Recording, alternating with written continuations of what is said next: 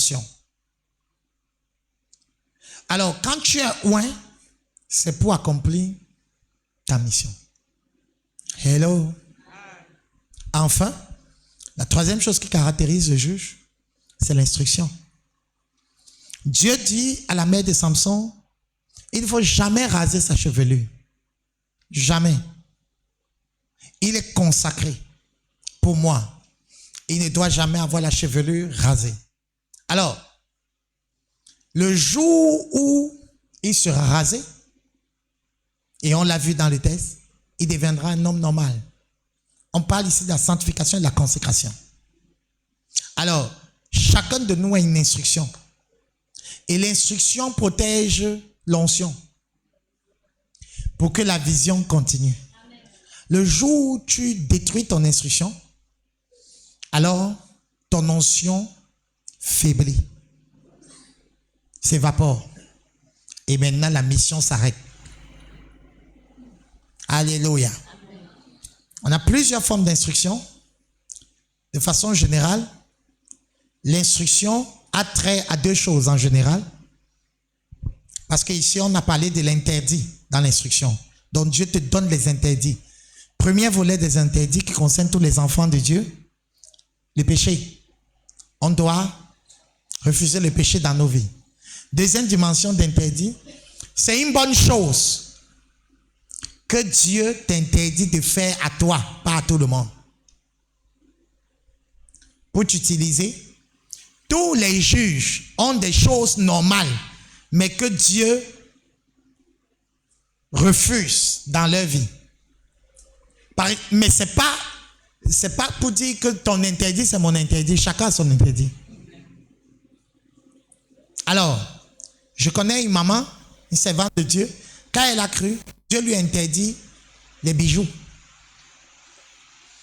Pas que les bijoux soient une mauvaise chose, mais juste que dans son alliance, il faut dire ça comme ça, dans sa consécration avec Dieu, pour Samson c'était les cheveux, mais elle ne devait pas porter les bijoux. Et c'est comme ça que Dieu l'utilisait.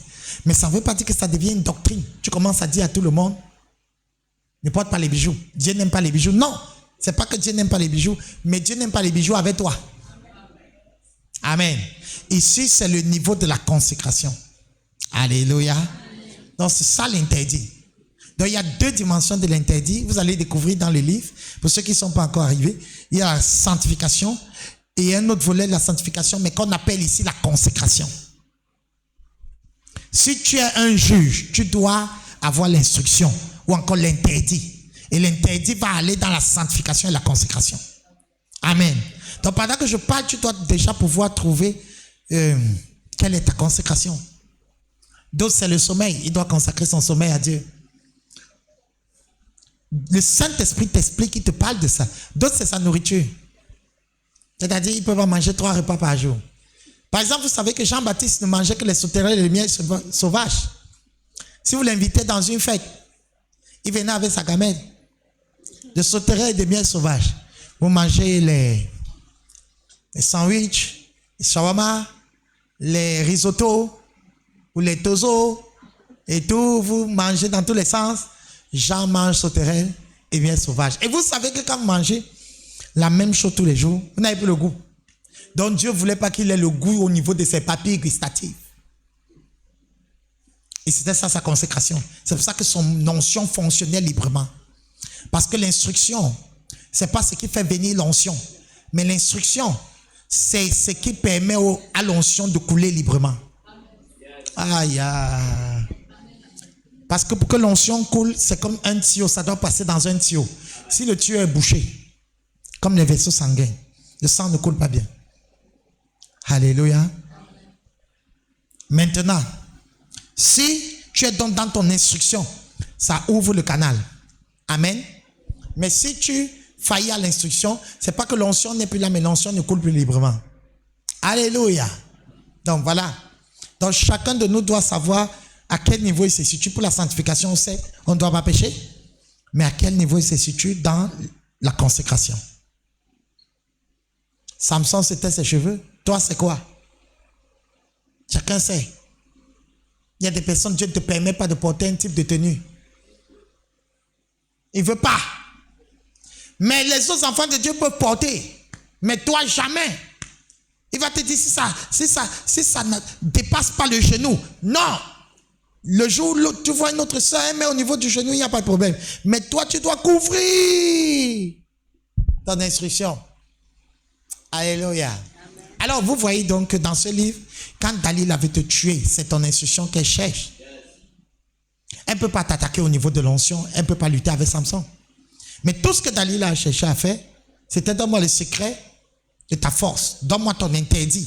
Que je fasse en sorte que l'interdit, le sacré soit désacralisé. Quand Satan veut t'atteindre, détruire ta joie dans la foi, il te fait manger ton interdit. Dans le jardin d'Éden, on a vu. Dieu donne toujours l'interdit à ses juges. Le point de l'interdit, quand moi-même je l'ai écrit, je suis d'abord sorti de l'endroit de la révélation pour respirer parce que c'était fort. Je n'ai jamais enseigné sur l'interdit de façon profonde comme ça.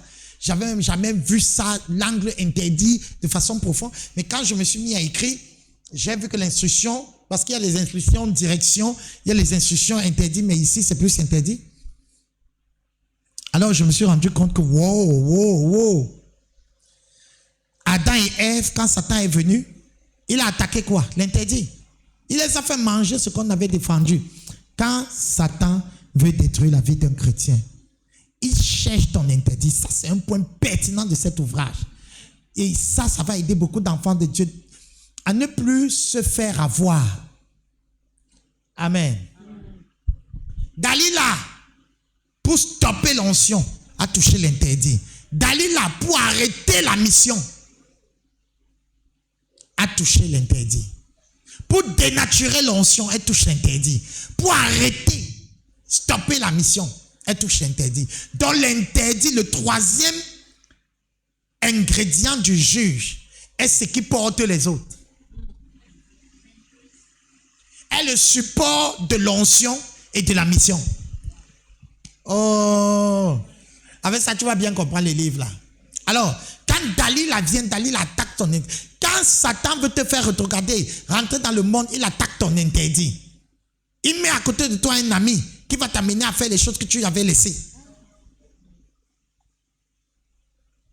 C'est toujours l'interdit qu'on veut toucher. C'est toujours l'interdit. Alors, fais très attention avec ton instruction. C'est même pas parce que l'autre voit la télé que toi tu peux te permettre de voir la télé. Il y a des gens qui ne doivent pas toucher son WhatsApp et tout ce qui est réseaux sociaux avant 10 heures.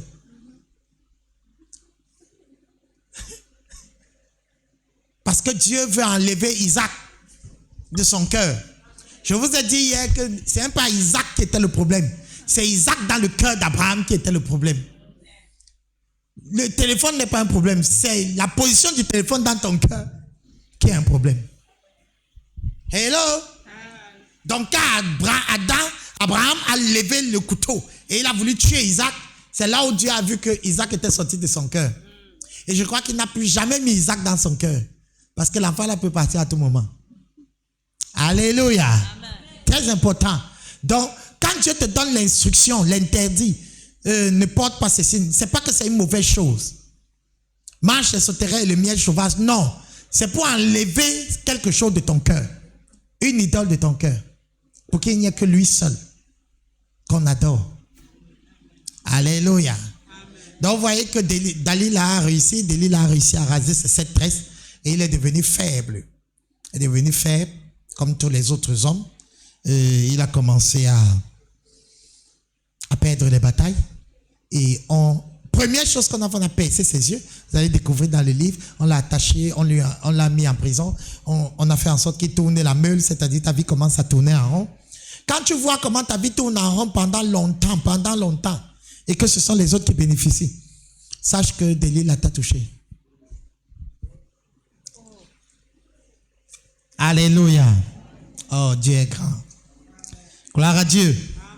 Donc il y a beaucoup d'éléments. Mais un jour, Samson met la main sur sa tête et il découvre que ses cheveux repoussent.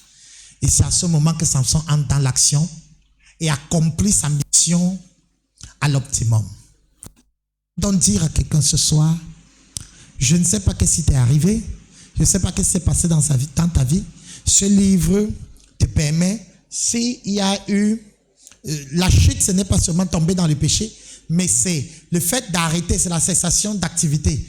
Le fait d'avoir arrêté, que ce soit dans ce que Dieu t'appelait à faire, dans les affaires, t'appelait à faire dans le ministère de la parole, t'appelait à faire dans le ministère de la prière, ainsi de suite. Peu importe le domaine, si tu as arrêté, tu commences à tourner en rond, je déclare que tes cheveux repoussent parce que voici la saison. Oh, je parle à qui ici? Voici la saison dans laquelle tes cheveux repoussent. Je viens de dire ça à quelqu'un, c'est-à-dire quelque chose a frustré ta joie et t'a amené dans la tristesse. Et Delilah est sur toi depuis, tu remarques cela. Je viens prophétiser et déclarer qu'à travers cet ouvrage, tes cheveux repoussent.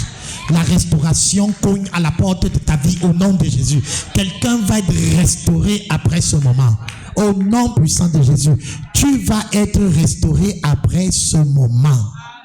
Oui, c'est le but de cet ouvrage. C'est pourquoi je crois en ton relèvement. Je crois que Dieu va te relever. Et dans cet ouvrage, à la fin, j'ai donné quelques clés. Comment faire pour être relevé? Comment faire pour pouvoir vivre le relèvement?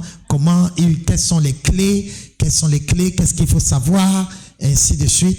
Et je crois par la grâce de Dieu que c'est ta portion et que le Seigneur te donne la force pour te relever. Au nom de Jésus. Amen. Gloire à Dieu. Waouh.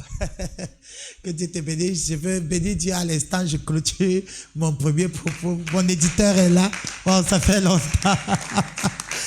C'est mon éditeur. Beaucoup se rappellent de lui ici. Que Dieu soit loué. C'est grâce à lui que nous avons cet ouvrage dans sa forme. Que le nom du Seigneur soit glorifié. Bienvenue parmi nous. OK. Donc voilà, j'ai fait le tour. Le juge restauré. Maintenant, place aux réactions, aux interventions. Je vous ai dit, cet ouvrage a été écrit en 4 jours. C'est-à-dire, il n'y avait rien. Quand je dis 4 jours, c'est qu'il n'y avait rien. Je l'ai prêché ici un dimanche. Et rentré à la maison, j'ai ouvert une page vierge. Et je me suis mis à l'écrire. 2 jours d'abord, on servi, j'ai envoyé à mon éditeur. Et je bénis le Seigneur pour cet homme. Je veux rendre grâce à Dieu pour sa vie. Parce que j'ai demandé à la communication qu'il fasse des remarques. Et il a fait des remarques par voice. C'était des remarques extrêmement pertinentes. Parce que le premier travail que je lui ai envoyé, en fait, les remarques en général me disaient, va plus loin. Entre encore profond. Ne nous laisse pas en surface. Vas-y. Et les 2 autres jours, donc c'était en fait pour répondre à ces remarques. Les remarques étaient avec des propositions qui étaient aussi très pertinentes que j'ai adoptées. C'est-à-dire, c'était extraordinaire. C'est-à-dire, j'écoutais le voice et je répondais par le livre. Pendant 2 autres jours, et ça a produit les 4 jours pour l'écriture de cet ouvrage. Je rends grâce à Dieu pour la grâce qu'il a donnée et l'opportunité. Amen. Beaucoup de personnes à Yaoundé sont très bénies. Déjà avec l'introduction. Plusieurs sont encore au niveau de l'introduction. Ils disent que des choses extraordinaires se font dans leur vie. Je crois que quand on va le réécrire, on va mettre, on dit en anglais, caution. Que si ce livre te rend malade. Parce que plusieurs sont tombés malades et ils ont dû me poser la question, qu'est-ce qui se passe? C'est là où je leur ai expliqué le principe spirituel selon lequel, quand tu es exposé à un type de révélation, ton corps peut réagir. La Bible dit que lorsque Daniel avait rencontré l'ange qui lui apportait la révélation, alors Daniel dit, je tombais littéralement malade. Une chose, le problème souvent même avec certains enfants de Dieu, ils ne sont pas très profonds dans la parole. Ce qui fait que quand certains angles ou comme ce livre, certains axes de la pensée de Dieu sont sortis dans un livre, parce que tu n'es pas trop profond dans ta parole, ça peut te secouer. Et autre chose, c'est que quand j'écris sous révélation. Je vais peut-être me forcer dans les jours à venir de faire un peu ce qu'on dit c'est-à-dire prendre les citations des autres livres et tout le reste. Mais pour le moment, c'est purement révélation de ce que Dieu m'a donné et m'a dit. Ce qui fait donc que généralement, quand j'écris, je suis dans un lieu spirituel. C'est pourquoi j'ai du mal à sortir. Par exemple, quand je parlais de l'interdit, comme je vous ai dit tout à l'heure, j'ai dû sortir pour me demander qu'est-ce qui se passe. Mais c'est encore quel genre de révélation comme ça? Parce que je connaissais l'instruction, j'avais parlé de l'instruction, mais je ne connaissais pas le volet, pas que je ne connaissais pas, je n'avais pas ressorti le volet de l'instruction qu'on appelle l'interdit. Parce que l'instruction peut être direction. Dieu peut te donner une instruction comme il a donné, c'est vrai que c'était une direction avait interdit, au jeune prophète, avec le vieux prophète. Vous vous souvenez? Dieu lui a dit, quand tu vas là-bas, la direction, si tu prends celle-là, c'était en même temps une direction et il y avait un interdit, ne rentre pas dans le même chemin. Donc, ici, en ce qui concerne Samson, l'instruction est axée sur l'interdit. On ne te rase pas. Et pendant que j'écrivais sur l'interdit, j'étais moi-même impressionné. Donc j'ai dû arrêter et dire, ah, c'est quoi ça? C'est extraordinaire. Donc je veux dire, si pendant que tu lis, parce que certains ont eu des réactions, pendant le talk à Yaoundé, pendant que j'exposais, il y a la femme qui a commencé à avoir les crampes d'estomac. Et heureusement, elle a parlé. Elle m'a dit qu'elle se sent bizarre. Elle a même la peine à respirer. Bon, bien aimé, vous qui connaissez déjà un peu le ministère à la maison de gloire, avec la gloire de Dieu, c'est très compliqué comme ça. D'où j'ai souvent du mal à produire certaines choses parce que je ne sais pas si c'est parce que je suis trop profond, je ne sais pas si c'est à cause de la grâce que Dieu m'a donnée, mais ça crée toujours les problèmes. Mais heureusement que quand je leur ai expliqué par exemple le cas de Daniel qui tombait malade, parce qu'il a été exposé à une forte dimension ou révélation du Seigneur, dont son corps a lâché. Parce qu'il faut être conscient de ce que lorsque ton homme intérieur est connecté à une forte explosion de l'onction, ton corps physique peut lâcher. C'est très important. Donc j'encourage tout le peuple de Dieu, si tu as ces réactions, par exemple la rédactrice en chef, Priscille, est tombée littéralement malade. Je croyais qu'elle allait, là ce soir, peut-être elle est en ligne. Elle est carrément tombée malade. J'ai dû lui expliquer ça avant qu'elle soit rassurée. Parce qu'elle dit que ce n'est pas le palu, c'est quelque chose. Je lui ai dit non. Tout ton aide, c'est comme une reprogrammation qui se fait. Donc, si tu fais cette expérience, n'aie pas peur. C'est que tu es exposé à la présence de Dieu d'une certaine manière. Et c'est une restauration qui est en train d'être faite. Écoutez, bien aimé, je vous le dis toujours. Nos églises de réveil sont plus connectées à la puissance de Dieu, pas à la présence de Dieu. La présence de Dieu n'est pas la chose la mieux partagée parce que la présence de Dieu expose la vie. Et nous ne voulons pas que Dieu nous expose. C'est pour ça que je vous parle, je suis pasteur. C'est un peu aisé. La présence de Dieu gâte les choses. Voici un gars qui a vu la présence de Dieu. Un grand prophète. Du chapitre 1 jusqu'au chapitre 5, il était la bouche de Dieu. Au chapitre 6, dès qu'il voit la présence de Dieu, il dit malheur à moi. Parce que la présence de Dieu ne vient pas d'abord pour le ministère. Elle vient d'abord te rendre ministère. Et on n'aime pas ça. Or, l'onction, qui est la puissance de Dieu, vient pour le ministère. Donc, je peux être un fornicateur. Je guéris le malade. Mais si la présence vient, ça me touche d'abord. Je commence la repentance. Je commence à réparer. Et nous avons donc décidé de mettre la présence de Dieu loin de nous. Parce que ça dérange. Première réaction, quand Esaïe a vu, il dit malheur à moi.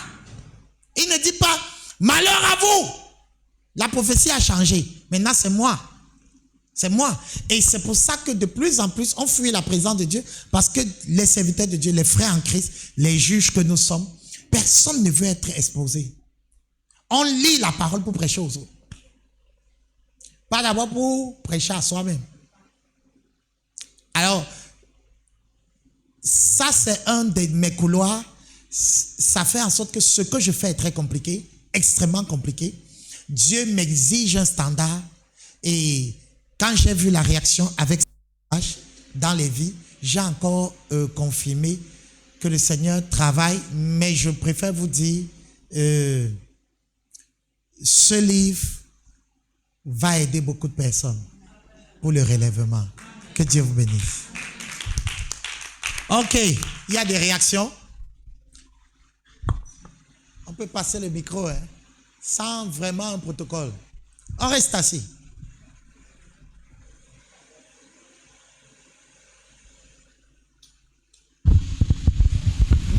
Bonsoir, peuple de Dieu. Bonsoir, monsieur le pasteur. En fait, j'ai une réaction et une question. La première, c'est que tout à l'heure, à mon service, quand je lisais, je me suis retrouvée transportée dans une mer. Je ne sais pas, mais j'étais au-dessus d'une mer. Mon corps était bizarre et j'ai vu comme un animal avec des tentacules sortis de l'eau et me fixer. Et puis je ne comprenais pas ce qui n'allait pas. Et quand je suis revenue à moi, je me suis rendu compte que j'étais assise. Je me suis dit, mais ça c'est quoi encore? Mais en tout cas, maman m'avait prévenu qu'en lisant, je dois parler en langue et je vais voir tellement de choses. Je suis passée. Et puis la question c'est que est-ce que Delilah était en quelque sorte comme est-ce que Samson était obligé d'être particulièrement avec Delilah? Parce que quand il s'est fait, parce que c'était pas la première fois qu'elle essayait de le convaincre, en tant qu'homme, il pouvait comprendre qu'il y a un piège quelque part et il se détache d'elle. Qu'est-ce qui le maintenait avec elle? Et l'autre question, c'est Dieu avait choisi Samson comme celui qui devait venger son peuple contre les Philistins. Mais l'ennemi a réussi à le mettre par terre. Ça dit que la souffrance de son peuple a continué après son arrestation. Donc, est-ce que c'était un peu comme dit, c'était dit qu'il devait avoir une fin tragique. C'était dit qu'il devait finir ainsi. Parce que j'ai l'impression qu'il n'avait pas fini sa mission en fait. C'est tout ce que j'ai comme question. Si on peut répondre progressivement en commençant par la fin, il n'y avait pas de fatalité. C'est ta vie. Il n'est pas écrit que tu dois mal finir. Au contraire, dans le projet de Dieu, tu dois bien finir. Mais tu as ton mot. Tu as ton mot lié au choix que tu fais. Et nos choix peuvent ouvrir un autre futur que Dieu n'avait pas prévu. Et ça, c'est une vérité qu'on ne veut pas dire à l'église. Il n'était pas écrit que c'est Judas qui allait trahir. Un devait trahir, mais on n'avait pas dit que c'est Judas. Ton nom n'est pas dessus. Il est clair qu'il y aura toujours des gens qui vont trahir et des gens qui vont avancer. Mais on n'a pas mis le nom de quelqu'un. Est-ce que tu comprends? Donc, c'est un peu lié avec ta deuxième question. Samson, est-ce qu'il ne pouvait pas quitter Dalila quand il a vu qu'elle insistait trop? En fait, le livre répond à cette question quand tu vas arriver. Je crois qu'on parle d'un aspect où on dit la chose que tu méprises ou tu simplifies dans l'obscurité peut te détruire demain. En fait, Delilah était comme la conclusion des assauts de l'ennemi dans la vie de Samson. C'est-à-dire que Samson avait l'habitude d'aimer les femmes et rien ne lui arrivait. Il y a un jour, il a battu les Philistins et pour se réjouir et se relaxer, c'était le péché avec une prostituée. Donc c'est un gars que quand l'Esprit de Dieu utilisait, il pouvait fonctionner avec la puissance de Dieu et dans la chair à la fois. C'est-à-dire, tu es à l'église, mais tu peux toujours faire les coutumes. Et quand tu arrives, il y a toujours la gloire de Dieu à l'église. Ça va te tromper. C'est-à-dire, tu viens, tu chantes. Tu as une double vie de fornication. Quand tu prends le micro, la présence de Dieu descend. Les gens sont guéris. Tu crois donc que ça canonise ça? Ça veut dire que Dieu a approuvé ta vie? Non. Samson était donc tombé dans ce piège. Il savait que même s'il faisait quel exploit, il serait toujours fort. Ce qui fait qu'un jour, il est donc allé dormir chez une prostituée. Lui, carrément. Et les Philistins ont barricadé la ville pour qu'il ne sorte plus. On était sûr qu'on l'a attrapé. Le gars sort du péché. Il a soulevé la porte. On dit en anglais de gate. C'est un pas vos petits portiers. Il a soulevé ça avec une main. Et en riant, les Philistins étaient en embuscade. Chacun regardait. Qu'est-ce qui se passe quand tu fais le péché ou vis dans le péché, mais Dieu t'utilise toujours? C'est un piège. C'est là que quand Dalila arrive, il est, et dans le livre, il y a cette partie, il y a un paragraphe où on dit, il a été atteint parce qu'il avait self-confidence, il avait pas confiance, même pas confiance en soi. C'est-à-dire, il était imprudent. C'est-à-dire, il était arrivé quand Paul dit, dans 2 Corinthiens 10, 15, oui, 12, celui qui se croit debout, prenne garde. Samson ne prenait plus garde de rien. Il était l'homme de Dieu. Parce que c'est moi votre pasteur, je prêche, je n'ai plus peur de rien. Je reçois les filles comme je veux. À des autres tardivement, je ne vous pourrai rien. C'est là où Dalila l'a eu. Imprudent. Le simple voit le mal, il est atteint. Le prudent voit le mal, il se cache. Samson n'était plus prudent. Enfant de Dieu, oui, c'est ça avec notre doctrine de la grâce mal comprise. Parce qu'on ne sait pas que l'homme qui a parlé de la grâce dans la parole, apôtre Paul, était aussi un homme de prudence. On n'associe pas ça dans nos églises. Et c'est pourquoi aujourd'hui, quand quelqu'un est ordonné pasteur constant, élevé, maintenant c'est bishop, archevêque, il sait qu'il n'y a aucun danger pour lui. Et c'est là que Satan t'attrape. Il ne pouvait pas fuir Dalila parce qu'avec une prostituée hier, il était toujours fort. Il jouait avec Dalila. Il sait qu'il était fort. Il a commis l'imprudence jusqu'à ce que Dalila a pu avoir le secret de ses cheveux. Il savait que rien n'allait lui arriver.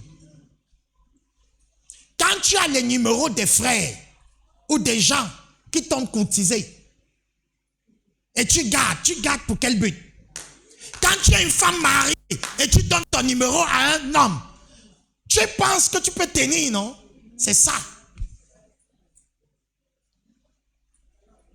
Ah oui, c'est ça qui a eu Samson. C'est pourquoi ce livre va nous parler tous. Parce que tu sais que tu es un homme, celui de toi, tu commences à t'occuper de la femme là. Tu lui donnes ton numéro. La chute n'est pas le jour où on se retrouve sur le lit. Ça commence ici. Toi-même, tu t'es déjà mis dans la position de la chute. C'est ça avec Dalila. Le point là, quand le Seigneur me l'a inspiré, j'ai été très béni. C'est-à-dire, Dalila l'a eu parce qu'il était imprudent. Il était imprudent. Oh, j'ai été très béni par ça. L'imprudence. Il était imprudent.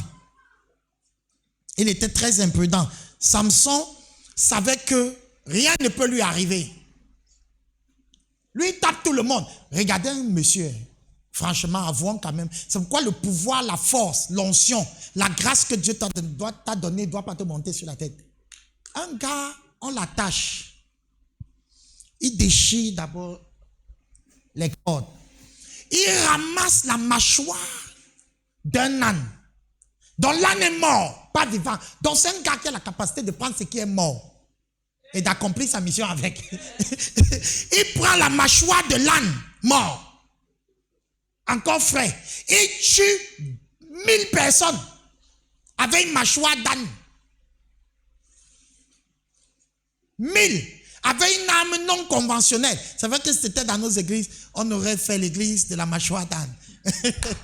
Comme quelqu'un. Parce que l'ancien est là. Non, c'est un gars qui peut prendre n'importe quoi. C'est pour ça que dans le livre, j'ai dit, quand tu es ouin, tu peux utiliser n'importe quoi ça donne. C'est pourquoi les hommes de Dieu, il y a un homme, carrément, il avait commencé avec le mouchoir. Dès qu'il lançait les gens, maintenant son ministère, c'était avec le costume. Heureusement, il y a les aînés qui lui ont dit que, c'est quoi avec le costume? Tu veux faire une idolâtrie, il a arrêté. Mais c'est juste qu'un homme ou un peut prendre n'importe quoi. Il relâche l'onction dans ta vie. N'importe quoi. S'il dit mets-toi ici, tu te mets là. Ça donne. Les miracles que le Seigneur m'a permis d'accomplir jusqu'aujourd'hui, ce n'est pas toujours le Seigneur qui me dit fais-lui comme ça. Souvent tu viens, je te regarde, je cherche juste comment je peux administrer l'onction qui est sur moi, sur toi. Je te dis mets-toi ici. Et ça donne. La fille qui avait la double fracture, bandée, j'ai juste pris sa main, j'ai chanté et ça s'est redressé. Écoutez bien aimé, sauf que ça peut être un piège. Parce que quand Dalila vient, toi tu sais que tu es monsieur en onction. Et tu ne sais pas que c'est le contre de l'onction qui est là. Parce que s'il était influenceur, Dalila est le contre de l'influenceur. C'est ça, cette prétention-là, cette vanité qui nous arrive. Je suis sauvé, non?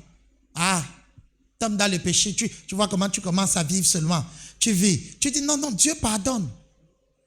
Dieu pardonne. Et tu arrives à l'église, ce pasteur ne prophétise pas dessus. Un frère ne dit pas, toi, on ne t'expose pas. Comme tu n'es pas exposé, tu te dis que Dieu, soit il ne voit pas, soit il approuve. Ce n'est pas si grave. Et c'est pour ça que quand Dalila arrive, tu ne fais plus attention. Il a dit 7 fois encore, je me tirerai d'affaire. Sauf qu'il n'avait plus les cheveux. C'est une grosse leçon pour nous. Très grosse leçon pour nous. Ne sois pas imprudent. Puisque nous travaillons avec Dieu, ne recevons pas la grâce de Dieu en vain. Frères, nous sommes sauvés. Ça, c'est un fait établi. Mais ne méprisons pas ce salut qui a coûté très cher à Dieu, le prix de son Fils. C'est donc cette doctrine de la grâce mal enseignée qui est entrée dans l'église. C'est cette affaire de Samson. Aujourd'hui, les gens jouent. Parce qu'ils sont sauvés, c'est sauvé. Je n'ai pas dit qu'on peut rentrer dans le monde aisément, mais j'ai dit attention. Attention. Craignons Dieu. Aujourd'hui, on ne craint plus Dieu. Dieu est un copain. Au point où l'homme de Dieu peut mentir dans les prophéties sans incidence. On peut arnaquer les gens. Qui a 1 million ici? Ma chaussure, il met sur ma chaussure. Des techniques démoniaques. Mais comme Dieu ne dit rien, le jour où Dalila vient, tu ne t'attends pas. Tu te dis, c'est comme les fois là. Et c'est fini avec ton histoire. J'espère que j'ai répondu à ta question. Bon, maintenant, ta dernière préoccupation, tu t'es retrouvé dans l'eau et tout le reste. Sous l'eau, sur l'eau, au-dessus de l'eau. Ok? Waouh. Bon, comme je vous dis, moi j'ai un ministère apostolique et prophétique, donc ça ne m'étonne pas quand tu lis un de mes ouvrages parce que je coule beaucoup dans ça. Ça veut dire que le Saint-Esprit t'a certainement révélé, puisqu'on parle de restauration, un point de ta restauration au niveau des eaux. Donc, tu peux commencer à entrer dans l'adoration pour donner la gloire à Dieu pour la victoire sur ce combat parce que tu n'es pas sous l'eau, tu es au-dessus des eaux. Au-dessus des eaux, ça veut dire qu'il te met au-dessus des esprits des eaux, par exemple. Ok? De ce qui t'oppressait. D'accord? Je ne veux pas qu'on coule dans un fanatisme, mais c'est ça l'explication. D'accord? Il te met au-dessus des eaux. Alors maintenant, qu'est-ce que tu fais? C'est une instruction, c'est une orientation. Adore Dieu, loue Dieu pour la victoire. Parce que ce livre parle de restauration, c'est normal qu'il y ait des expériences comme ça. Que Dieu te bénisse. Allons-y, qui a le micro? Vous allez m'excuser parce que je ne peux pas me mettre debout. Non, on ne se met pas debout ici, on est VIP. On se met debout. Non. Bon, ma question est peut-être très simple ou bien n'existe même pas. Je voulais poser ma question en demandant que juste quand on l'a rasé, les cheveux ont poussé. Qu'est-ce qu'il est devenu après que les cheveux ont poussé sur sa tête? Ok, merci. Juste quand on a rasé Samson, ça revient à la préoccupation. Ça, je n'ai pas répondu à ça. Ce n'était pas une question, mais c'était dans une question. Sa fin a été tragique. Non, la fin de Samson n'est pas tragique. Samson a été restauré et il a accompli sa mission. Et c'est une image de Christ. Samson est une image de Christ. Vraiment, bien aimé, je peux vous dire, l'histoire de Samson nous fait comprendre que si on est tombé, on peut se relever. C'est ce que je veux sortir dans ce livre. Arrêtons de croire que celui qui est tombé ne peut pas se relever. On peut tomber, on se relève. Arrêtons de tuer nos soldats au sol. C'est pas parce que quelqu'un est tombé et on a peur de dire ça que si je dis ça, je vais encourager les gens à tomber. Non! L'histoire de Samson, c'est l'histoire de la vie chrétienne. Et tomber ne veut pas seulement dire la fornication ou le ceci. Ça peut être que tu es tombé dans le domaine des affaires que Dieu voulait que tu fasses pour sa gloire. Tu peux te relever. Ça peut être que ton mariage ne marche plus comme avant. Ça veut dire que tu es tombé. Tu peux te relever. La fin de Samson n'est pas tragique. Il est mort en accomplissant sa mission. La Bible dit qu'il a tué plus de personnes à sa mort qu'à son vivant. Il était venu les tuer et il les a tués. Et c'est ce que Christ a fait. Il est mort et il a accompli sa mission.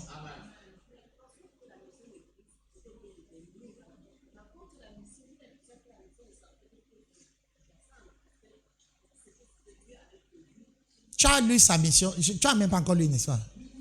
Voilà. Ne m'embrouille pas. Pas lire. La mission de Samson, c'était de commencer à délivrer le peuple d'Israël des Philistins. Sa mission n'a jamais été d'éradiquer les Philistins. Dieu est clair dans Juge 13 au verset 5.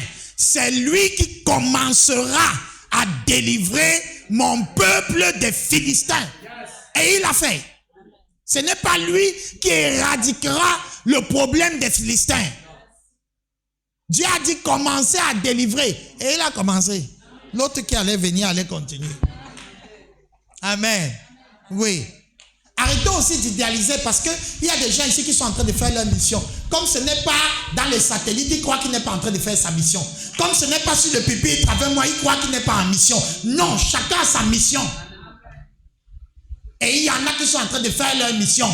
On ne verra jamais ça sur les projecteurs, mais Dieu voit. Amen. Il y a des gens, Dieu les a appelés à financer. On ne les verra jamais, mais c'est leur mission. Toute sa vie, il fait. S'il meurt en le faisant, il a sa couronne. Amen. Et s'il a faibli sous délit là, les délits là, des critiques, des murmures, maintenant quand il va lire cet ouvrage, ses cheveux vont repousser et il va refaire sa mission. C'est ça le but de ce livre. Ce n'est pas pour accuser. Ce n'est pas pour dire tu es tombé. Ce n'est pas ça le but de ce livre. Le but de ce livre, c'est de dire le juge de Dieu restauré. Amen. Donc papa n'a pas répondu. Ok, gloire à Dieu. L'autre suivant. Bonsoir, mon de Dieu. J'aimerais savoir si l'instruction est temporaire ou définitive. Ok, bonne question. L'instruction peut être temporaire comme peut être définitive. Nous, c'est la vie chrétienne. Au début de ma foi, il y a des choses que Dieu ne me permettait pas de faire. Aujourd'hui, il n'y a plus de problème pour le faire. Ok? Donc, ça peut dépendre des saisons. J'ai parlé de la maman qui ne mettait pas les bijoux. Mais aujourd'hui, elle met les bijoux. Pourquoi? Je vous ai dit ça hier à l'enseignement. Le fait de sacrifier Isaac, ce n'est pas parce qu'Isaac dégoûtait Dieu. Ce n'est pas parce qu'Isaac était mauvais. Dieu ne voulait pas tuer Isaac. Dieu voulait tuer Isaac dans le cœur d'Abraham. Oh.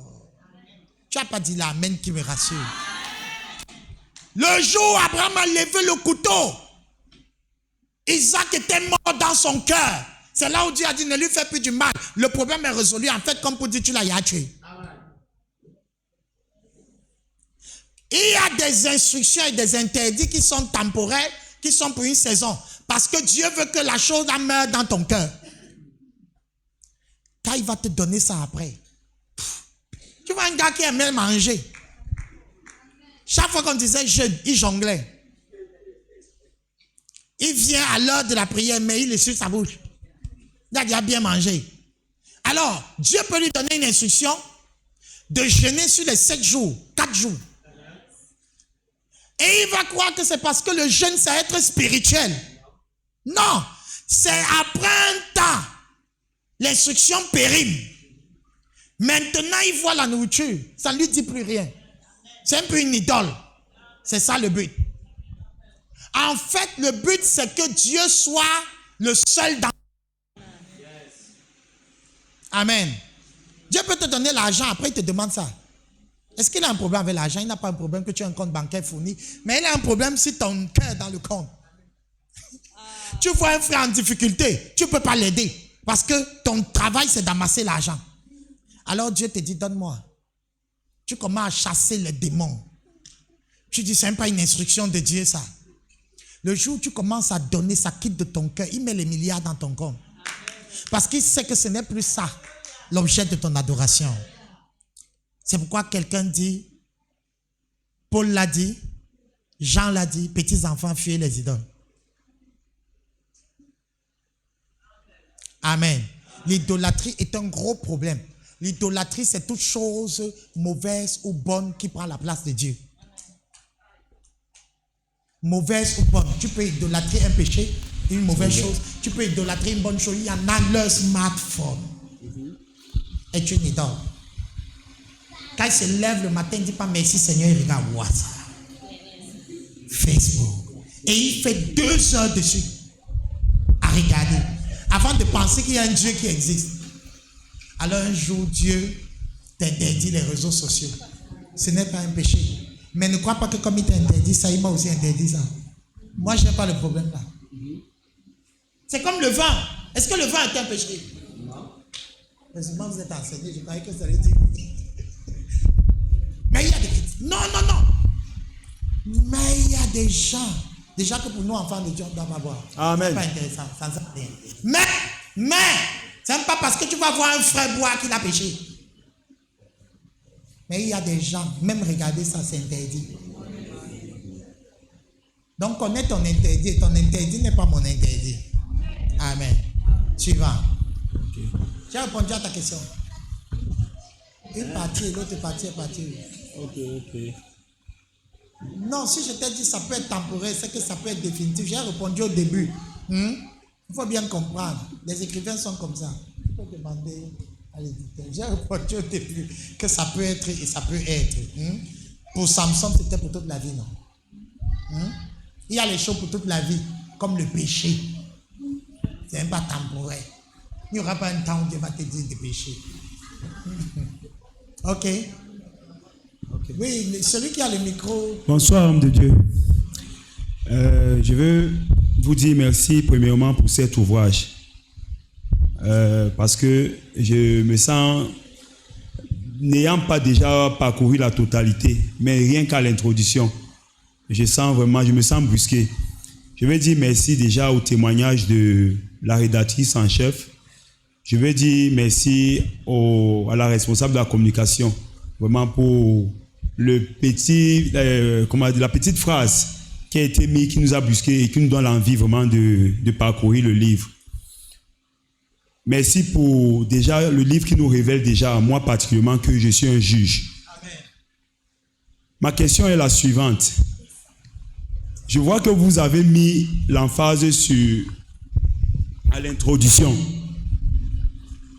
Ce sera lui le commencement ce sera lui qui commencera à délivrer Israël de la main des Philistins.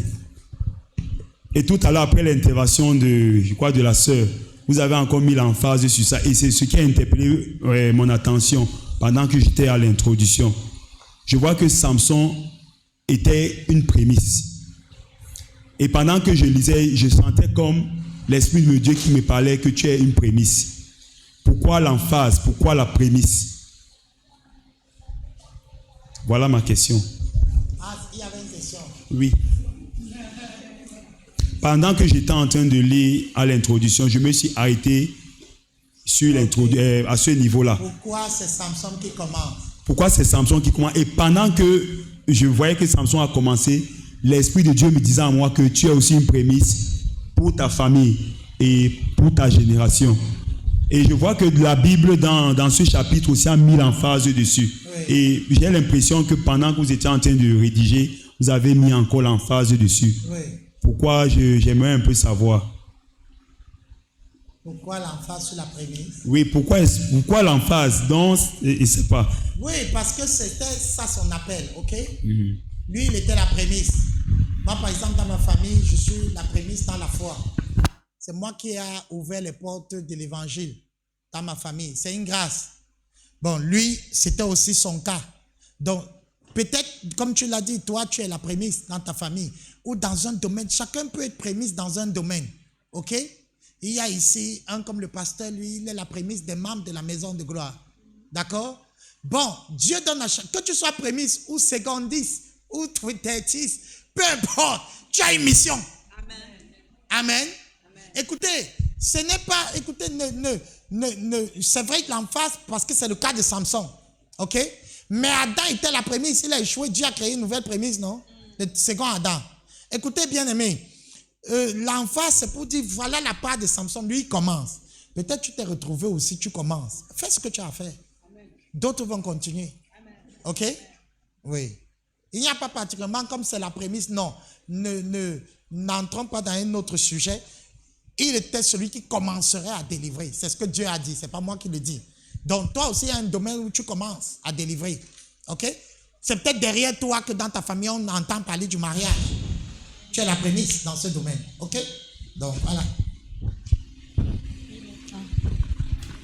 Bonsoir tout le monde. J'ai une expérience et une question.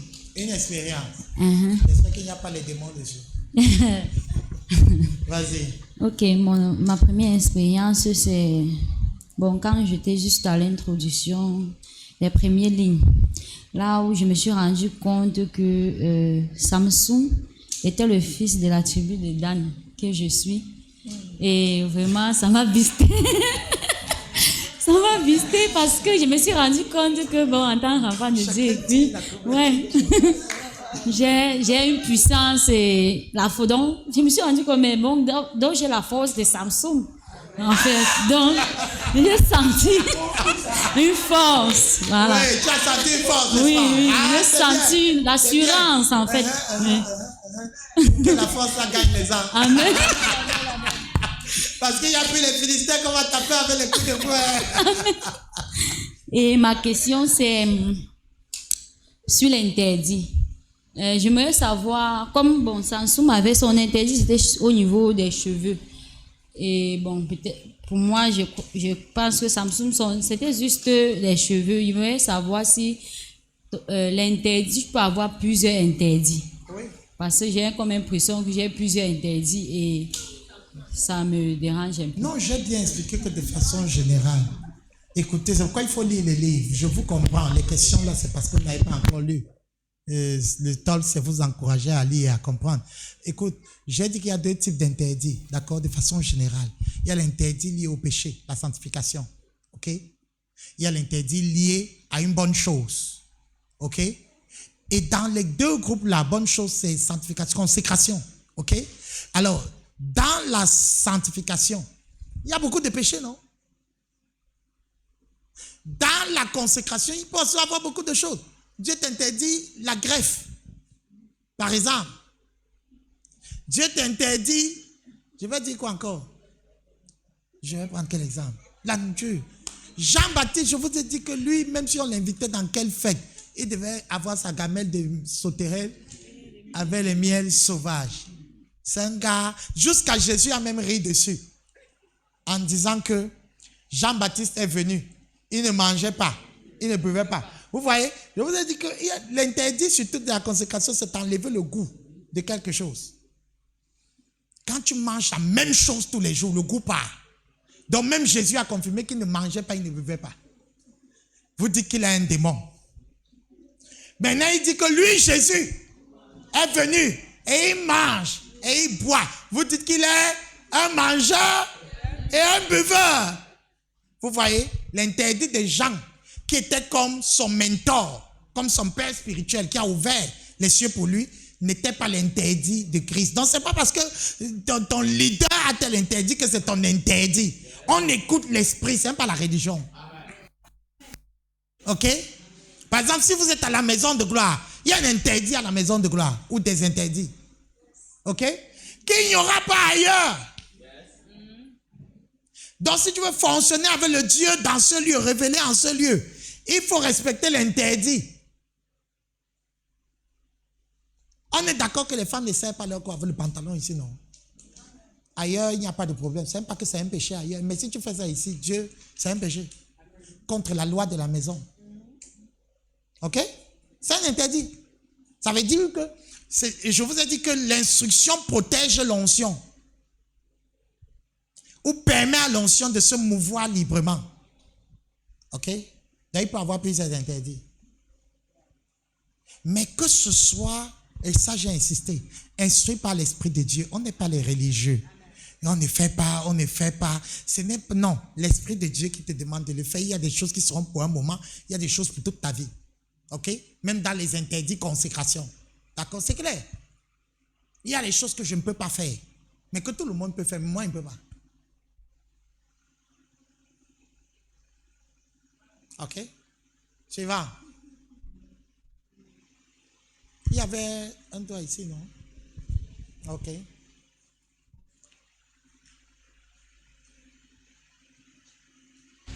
Allons-y, on s'achemine vers la fin. Bonsoir papa, bonsoir maman. Bonsoir chers auteurs. Bonsoir chers auditeurs. Bonsoir. Je viens déjà bénir le Seigneur pour ce chef-d'œuvre. Parce que c'est impressionnant de réaliser ce chef-d'œuvre en 4 jours. Donc je bénis le Seigneur pour la vie de l'homme de Dieu. J'ai déjà parcouru les 40 premières pages et j'ai vraiment été très impressionnée. C'est vrai que ça suscitait en moi beaucoup d'espoir et de la crainte. Oh, acclamons le Seigneur pour ça.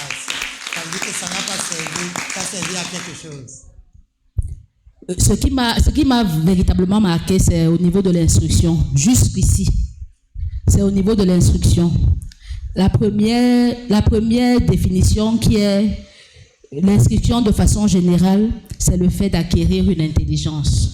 J'ai compris à ce niveau que la parole de Dieu est une instruction dans la vie d'un enfant de Dieu. Et qu'à chaque fois que je l'applique ou je la respecte, j'acquiers une nouvelle intelligence.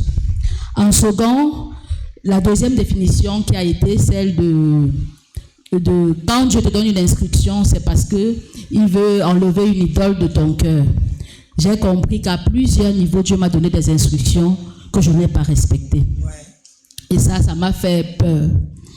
Et en dernier, j'ai compris qu'en lisant jusqu'à la 40e page, j'ai compris que la plus grande crainte d'un enfant de Dieu, c'est de mourir avant d'accomplir le but pour lequel Dieu l'a créé. Merci. Merci. Ce que tu dis est très pertinent. Merci pour tes réactions. Effectivement, l'une des choses que cet ouvrage veut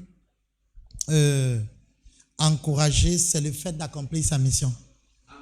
Personne ne doit partir de ce monde sans accomplir sa mission. Amen. Et j'ai reçu un retour ici de Franck qui m'a dit en lisant, ça c'est l'un des retours qui m'a beaucoup béni, j'ai partagé ça même à Yaoundé, il a redécouvert parce que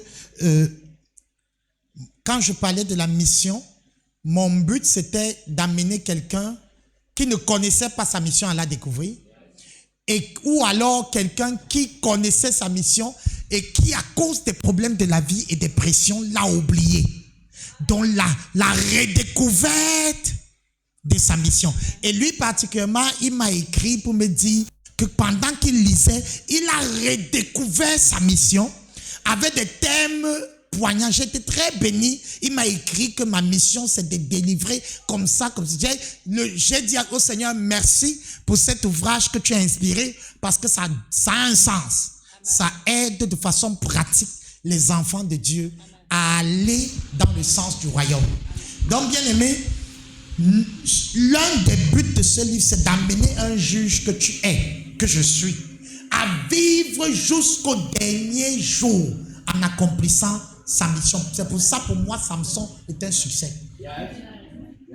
On appelle succès dans ce monde les gens qui n'échouent pas, c'est faux, c'est une illusion. Moi, je respecte celui qui est tombé et qui se relève. Amen. Pas celui qui cache ses chutes. Samson a gagné mon admiration parce que quand ses cheveux ont repoussé, il n'a pas dit qu'il se venge et qu'il veut vivre. Il a fait le don de sa vie pour la cause. Et ça, je respecte ça. C'est le genre d'enfant de Dieu qui vit pour sa cause. Et qui est prêt à mourir pour sa cause. Celle du royaume de Dieu. Et donc, quand tu réagis comme ça, que Dieu soit loué. Allons-y. Allons-y. On tire vers la fin. Oui. Bonsoir, peuple de Dieu. Bonsoir, papa. J'avais 2 questions, mais là, vous avez déjà répondu la première. D'accord. La première qui était de savoir quel était le but de cet ouvrage. Et la deuxième question est de savoir quelle était votre motivation de l'écrire en 2 jours. Pourquoi 2 jours? Non, c'est d'abord 2 jours. Ce qu'il a refait en 4 jours. Quel était votre but? Et je me rends compte en le lisant, maman nous dit souvent, quand elle lit la Bible, elle dit souvent les hé, les ha. Je me retrouve en train de faire hé, ha.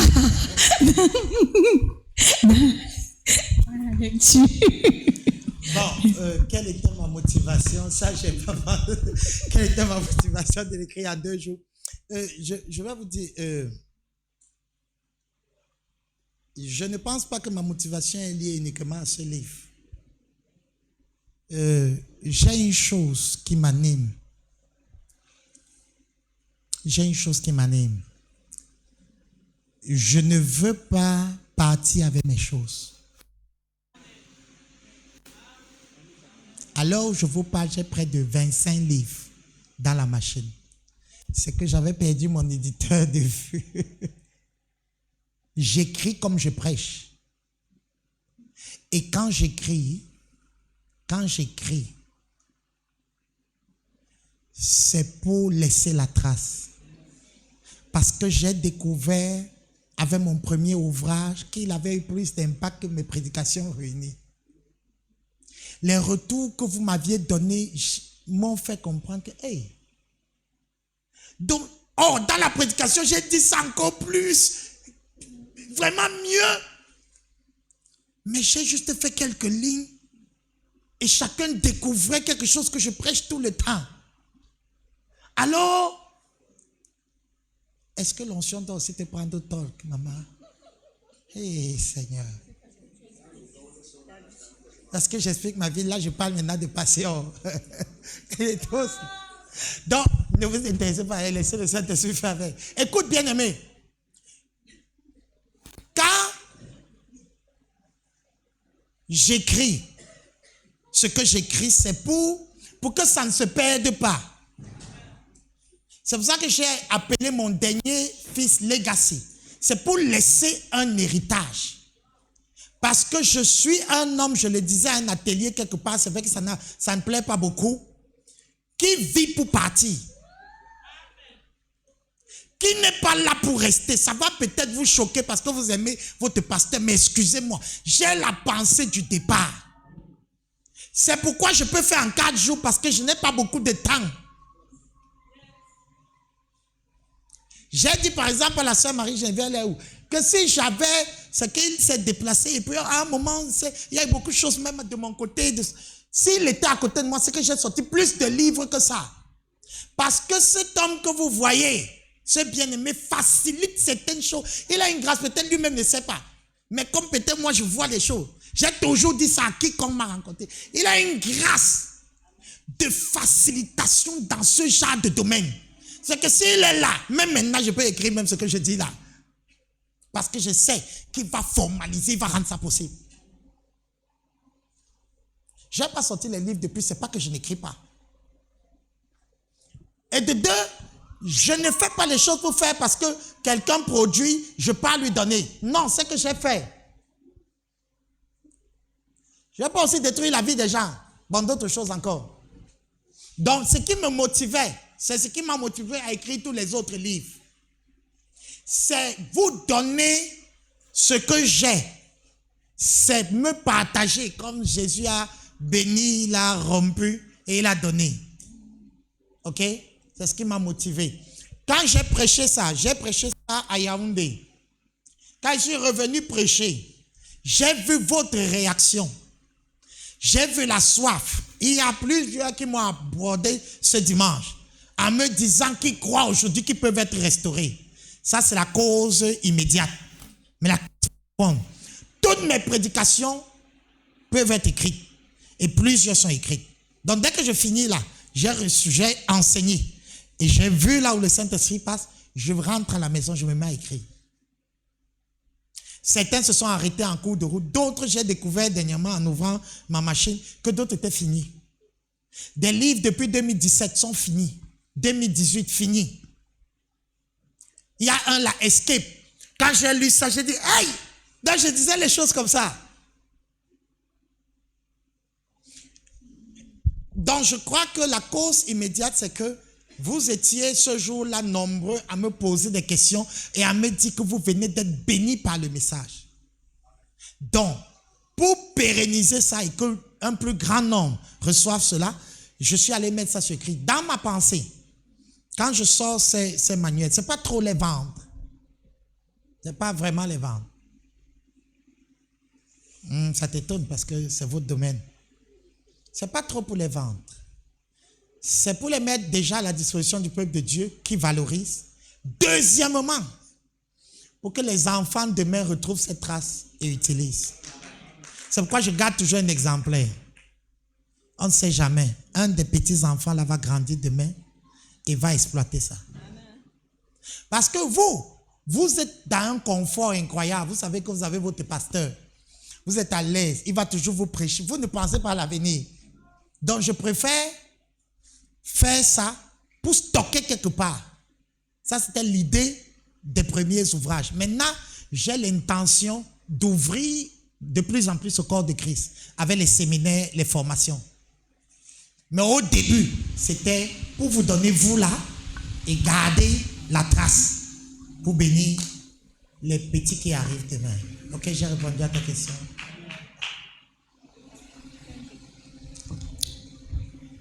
Ok. Bonsoir papa, bonsoir maman, bonsoir à tous.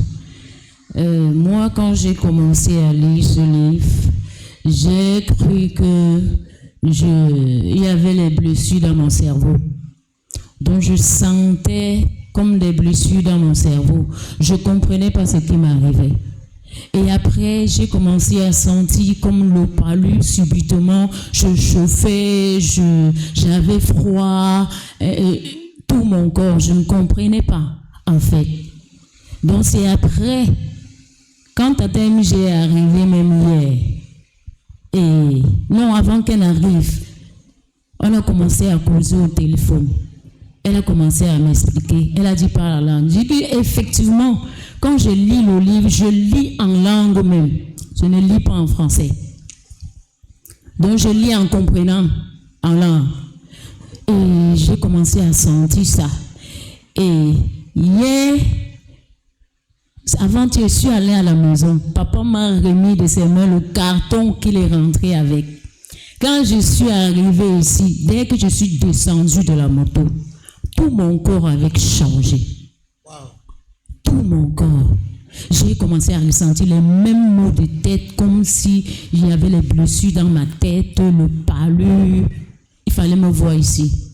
J'avais l'accoutrement comme si j'ai cru que j'allais mourir si je n'avais pas cru au Seigneur. Et après un temps, le pasteur Daniel a prié et ça a commencé à baisser. Et ce qui m'impressionne dans ce livre, jusqu'au niveau où je suis déjà arrivée, c'est l'instruction. Et j'ai compris que Dieu ne donne l'instruction qu'au leader. Il ne donne pas l'instruction à tout le monde. Il donne l'instruction à celui qui a quelque chose, un but à atteindre. Si tu n'as pas de but à atteindre avec Dieu, il ne va pas te donner une instruction. Et ça m'a permis de comprendre que En tant qu'enfant de Dieu, je ne suis pas venu sur la terre accompagner quelqu'un. Dieu m'a envoyé pour un but. Ça veut dire que le Seigneur m'a donné une instruction et une mission dont je dois l'accomplir. Et ça m'a encouragé à continuer malgré, au-delà des vents, des tempêtes. Je dois continuer. Même si je tombe, je dois continuer. Ce n'est pas moi le but. Le but, c'est Christ, d'accomplir la mission pour laquelle je suis créé. Amen. Et quelque chose que j'ai également compris, c'est que je ne suis pas là pour moi, je suis là pour les autres. Je ne suis pas né pour moi. Je ne suis pas né pour mon mariage. Je ne suis pas né pour mon voyage. Je ne suis pas né pour que le Seigneur me bénisse. Mais je suis né pour que voir les autres être bénis, être restaurés, être guéris. Faire ce pourquoi je suis né. Voilà ce qui m'a captivé jusqu'ici, parce que je suis au niveau de l'instruction. Amen. Bien aimé, c'est un aspect, les autres. De plus en plus, je ne sais pas si vous avez remarqué, l'Église est devenue très individualiste, personnelle. On est là pour son miracle, son mariage, son voyage. Et si tu as compris ça, je crois que le but est atteint. Parce qu'aujourd'hui, l'injustice qu'on nous fait très mal parce qu'on vit pour nous. Il y aura toujours l'injustice, même à l'église. Oh, tel frère m'a fait ceci, tel m'a fait cela. Ça te choque en fonction du niveau de vie que tu as. Ou encore, je vais dire ça, de ton niveau, je ne veux pas dire de vie comme le niveau de vie, mais le niveau, vous savez, il y a un niveau, au niveau de la vie. Le chrétien parfait ou le chrétien qui a atteint le standard de Christ, c'est le chrétien mort. On se comprend. Donc, quand tu as encore la vie, ou quand tu vis encore, disons ça comme ça, quand tu vis encore, l'offense qu'on te fait mal.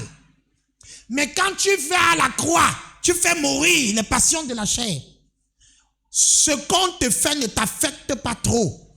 Ça peut faire mal, mais ça ne t'amène pas à vivre l'offense. Parce que tu es là pour les autres. Tu es distribué pour les autres. Et quand tu es distribué pour les autres, tu ne peux pas garder rancune. Tu ne peux pas désirer le mal de l'autre. Tu es toujours enclin à pardonner, à passer sur les erreurs et les manquements. Tu es toujours... Vraiment, il ne faut pas vraiment la délivrance maintenant. C'est le talk. Oui, parce que dès qu'on te fait quelque chose à l'église, tu gardes. L'église sienne, les frères siens, les soeurs siens, parce que tu n'as pas crucifié. Le standard normal du chrétien, c'est être mort avec Christ. C'est être mort avec Christ. Protocole aidé seulement. Continuons notre temps. L'Esprit de Dieu est déjà. Le juge est restauré. Donc, aujourd'hui, les gens, par exemple, quand on regarde l'église, Jésus a créé, en sociologie, on dit que c'est un scandale social. Jésus a créé quelque chose de terrible. Les tribus, ils sont frères. Les backgrounds, toi tu es trop allé à l'école, toi tu n'es pas trop allé, toi tu as l'argent. Tous sont mélangés dans un lieu, ils s'appellent frère. Celui qui a reçu une éducation est ton frère. Celui qui est mal élevé est ton frère. Celui qui dort dans la rue est ton frère. Et nous tous, on doit s'embrasser et se donner un saint baiser. Maintenant, alors, quand un mal élevé ne te salue pas, mais te demande l'argent, tu dois l'aimer.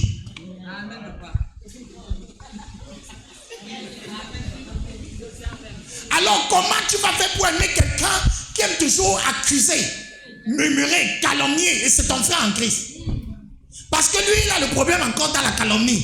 Toi, tu n'es plus là-bas, mais tu as un autre problème. Comment tu vas faire? Il faut être mort. Mais quand tu es vivant, tu dis, c'est l'église ça. C'est l'église ça. On dit que l'église, il y a les bandits, il y a les menteurs, il y a les ceci, oui. Tu voulais qu'ils aillent où? Tu voulais qu'ils aillent où? Ils sont entre les mains du berger, qui doit, pour d'autres, il doit leur donner à manger. D'autres, il doit mettre l'huile pour panser les blessures sur la tête. Quand tu entends, il doit une ma tête, tu croyais que c'était l'ordination ou la consécration apostolique. C'est que il a cogné trop, la prière a cogné sa tête. Et maintenant, le berger vient adoucir avec l'huile. C'est le ministère du Saint-Esprit consolé. Alors tu es dans ce genre d'église. Un frère prend ton argent, il ne te remet pas. Et il se connecte. Tu regardes comme ça. Ton cœur, maintenant observe ton cœur. Ça te révèle ton niveau de mort ou de vie. Point. Observe juste ton cœur. Si tu veux connaître à quel niveau tu es avec Christ, observe l'état de ton cœur devant l'offense. Vérité. C'est pas le bruit, c'est pas celui qui parle plus en langue ou qui prêche plus. C'est Matthieu 5, le cœur pur. C'est pas le bruit, si on ne triche pas, personne ne triche. Ton verset est là. Dieu teste chacun de nous, moi le premier. C'est pas le bruit parce que je prêche bien, j'écris bien. Tu vois un frère te fait quelque chose, tu dois continuer à l'aimer. Et là, à ce moment, j'observe mon cœur, je regarde. Ah, donc tu es comme ça. Donc tu ne parles pas seulement en langue, tu es comme ça. Il faut travailler dans la parole. Ah oui. Donc quoi vous dites souvent, j'arrive pas à en vouloir à quelqu'un. C'est pas parce que je suis né comme ça, non. La parole. J'ai laissé la parole passer là-bas. Mais toi, quand tu as ça, tu dis non. Tu ne peux pas te pardonner. Tu ne peux pas laisser la parole entrer dans ton cœur parce que tu as déjà établi une loi. Je ne peux pas. Donc tu vis. Tu vis encore. Oh, il n'y a pas de vie chrétienne sans pardon. Comme aucun mariage n'est possible sans le pardon. Donc vous qui êtes mariés là, sachez que le pardon n'est pas optionnel. Si vous voulez vivre le bonheur dans le couple, pardonnez-vous. Ah, vous ne dites pas tout ça, mais j'ai déjà dit ma chose. C'est pas que tu fais un don à ta femme, tu pardonnes. Parce qu'il n'y a pas mariage sans pardon. On ne dit pas avec. La femme m'a dit, elle m'a dit avec. Elle dit, hé, l'homme là, il n'a même pas cru. Il n'y a pas le mariage chrétien, le mariage païen, c'est le mariage. Pardonnez-vous.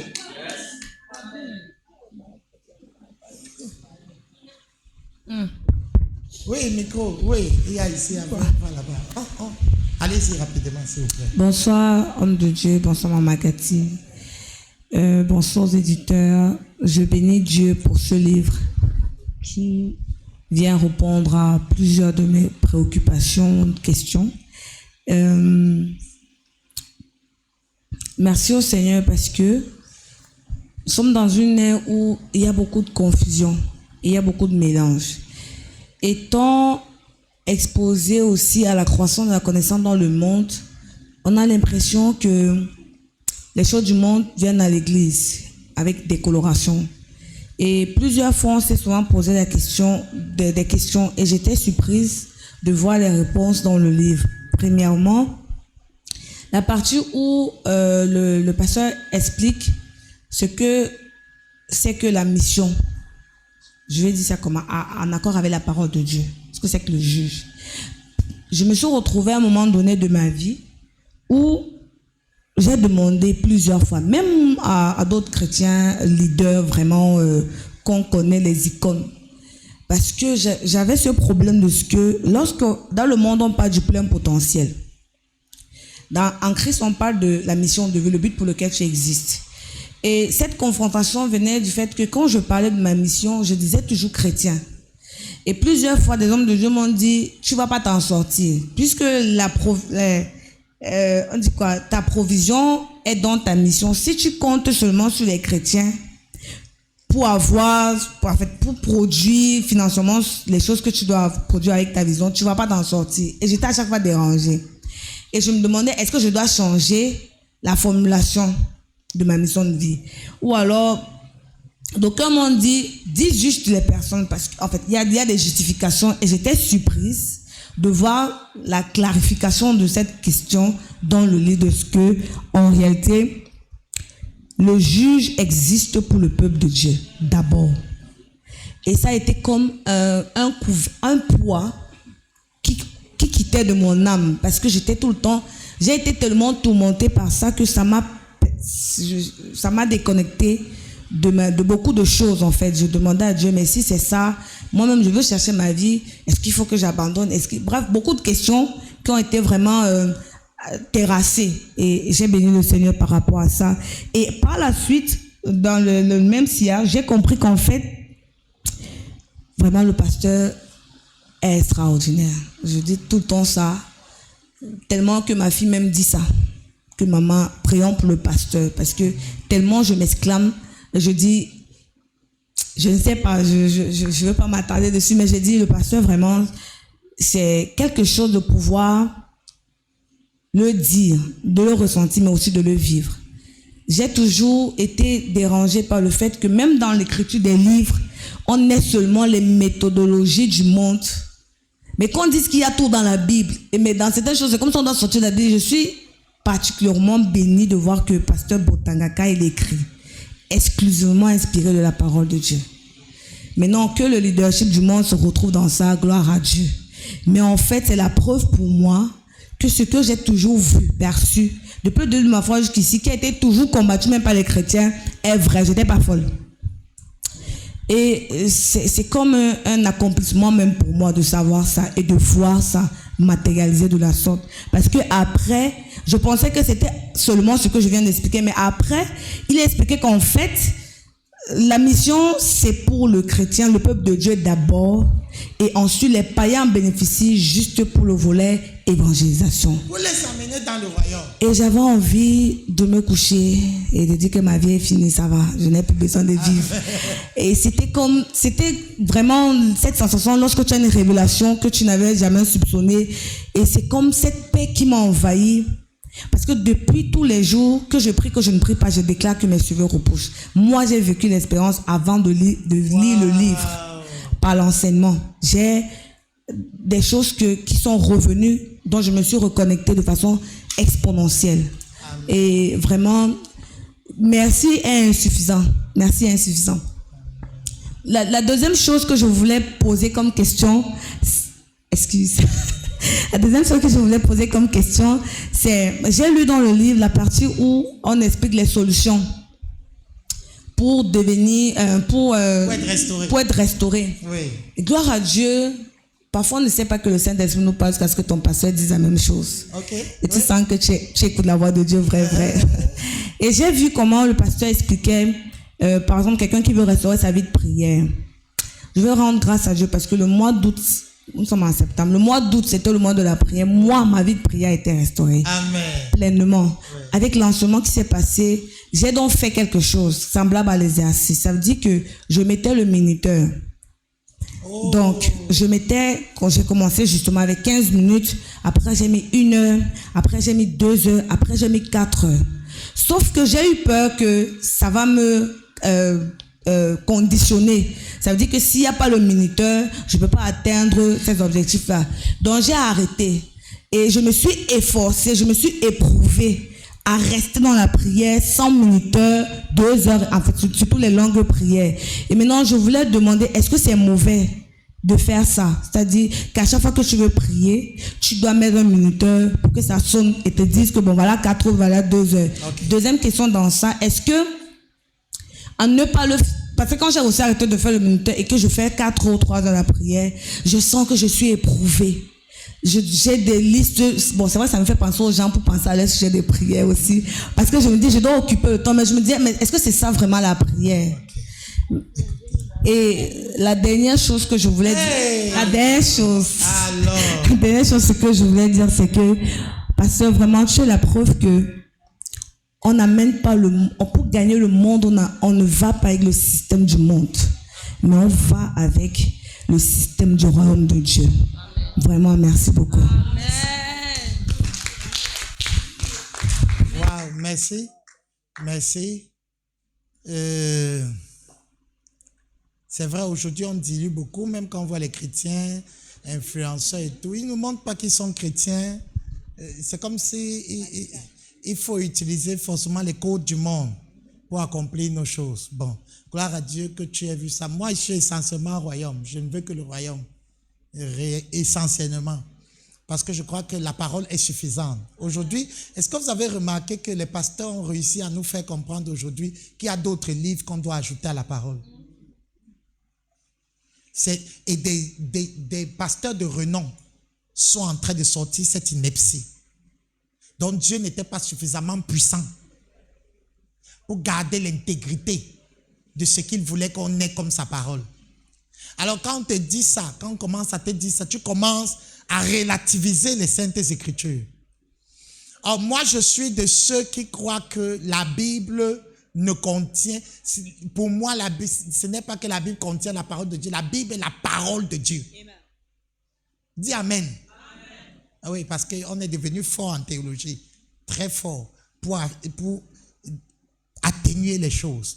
Alors maintenant, s'il faut répondre à cette question du minuteur, je n'ai pas écouté. Quand on est en train d'être discipliné, on se forme, on utilise ce genre de technique. Mais il ne faut pas être culpabilisé parce que tu as besoin d'un minuteur pour te réveiller. Ok? Il y a l'évêque Oyedepo qui a dit un jour une parole qui m'a plu. Praying without planning is playing. C'est-à-dire, écoutez, c'est-à-dire prier sans planifier, c'est jouer. Beaucoup de personnes croient que quand on vient prier, Seigneur mon Dieu, mon roi, non. Un prieur planifie sa prière. Amen. Oh là là. Écoutez, pour arriver à prier, n'importe qui peut prier. Là maintenant tu peux prier, Seigneur agis, Seigneur merci, c'est la prière. Mais avoir une vie de prière demande une discipline, un type de code pour y arriver. La discipline, d'une part, maintenant l'esprit d'autre part. S'il n'y a que discipline, la prière, c'est religion. S'il n'y a que esprit, tu risques de ne pas grandir.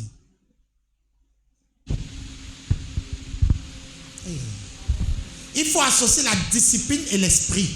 Ça veut dire que toi, tu as peut-être un problème de sommeil. Ça veut dire que tu vas utiliser un minuteur. L'autre n'a pas un problème de sommeil. Donc, chacun doit connaître son corps, son système de fonctionnement. Donc, si tu sens que le minuteur t'aide, utilise le minuteur.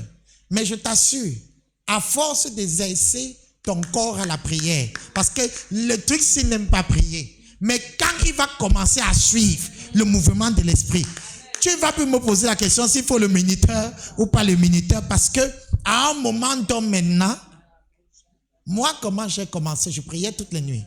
Quand j'ai commencé à prier, l'art de prier la nuit. Alors, est-ce que j'avais un minuteur? Je ne pense pas forcément, mais j'avais une montre pour regarder le timing. Mais pour me réveiller, moi, j'ai dit au Saint-Esprit, réveille-moi. Je vous assure, le Dieu là, il est ponctuel. Voici deux façons dont je me réveille, deux manières qu'il utilisait. Première manière, c'est que il y avait un moustique qui rôdait dans mon... Ah, vous avez souvent le moustique là. Un moustique à l'heure là. Il était toujours à l'heure. Et son bruit dépassait le bruit de tous les moustiques. Bouh! Tu fais comme ça. C'est comme si on le... Ouh! Et je me réveille, je prie. Tu avais donc remarqué que à tout... C'est-à-dire, c'était que 2 heures. 2 heures, le moustique la chante. Maintenant, ça a migré. Maintenant, j'entendais une voix. Pendant que je dors, j'entends une voix. C'est l'heure. Non, l'autre là, c'était le militaire. Bam, je me lève. Et après, à un moment, il n'y avait plus ni moustique, ni voix. Mon corps avait obéi au timing de la prière. Amen. Amen. Donc, non, il faut couler. Ne vous culpabilisez pas. Si c'est telle chose qui va t'aider, utilise ça. Mais sache qu'à force de soumettre ton corps, tu n'auras plus besoin de ça demain. Ok? C'est important. J'ai répondu à la question. Oui. Soyez free. Oui. Ici, elle pose le doigt depuis. Depuis, il y a son doigt. Ah, j'avais déjà répondu. Est-ce que tu es même bien? Tu es revenu? Amen. Oui. Pose ta question rapidement. Il y a quel doigt? Qui? Non, toi, tu as déjà posé la question. Frère Pendan, non. Et maman Olive, les trois, si. C'est fini.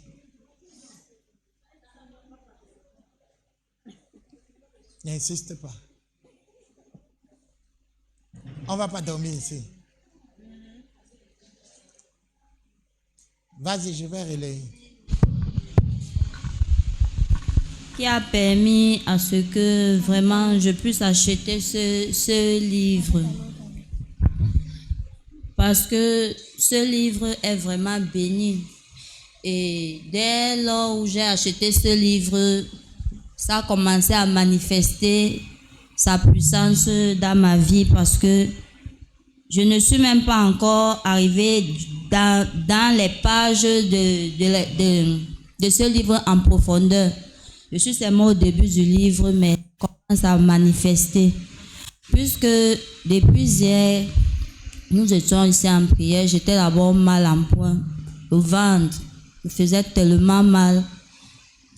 Je ne comprenais pas. Je ne sais pas. Je n'ai pas mangé un truc qui devait me faire mal. En même temps, ça allait avec le ventre, avec l'estomac. Je ne comprenais pas. Je prie, ça ne donne pas. Je chasse, ça ne donne pas. J'ai laissé à l'Éternel, mais comme je suis venue à la prière, le pasteur Daniel m'a aidé en sanctifiant de l'eau et il m'a demandé de boire. J'ai bu. Quand je me suis remis les pieds ce matin, ça allait. Je bénis le nom du Seigneur pour ça. Et vraiment, j'aimerais savoir, papa, ici, là, je sais que, en fait, Dieu demande que nous tous, nous soyons des juges. Nous tous, nous sommes des juges. Bon. J'aimerais savoir pourquoi il est dit que notre mission sur terre doit être capitale. Le capital, là, quand on parle de capital, je ne comprends pas franchement. Est-ce que c'est capital pour avoir des bénéfices? Ne riez pas. Est-ce que c'est capital pour avoir des bénéfices ou capital, peut-être, je ne sais pas, j'aimerais mieux comprendre et savoir. Le mot capital, là. Capital. Notre vie sur terre est... Attendez, pardon, pas maintenant. Pourquoi notre vie sur terre doit être une mission? En fait, attends, c'est pas ça. Notre mission sur terre doit être capitale. Capital, oui. C'est ça. Parce que, comprends simplement, ok?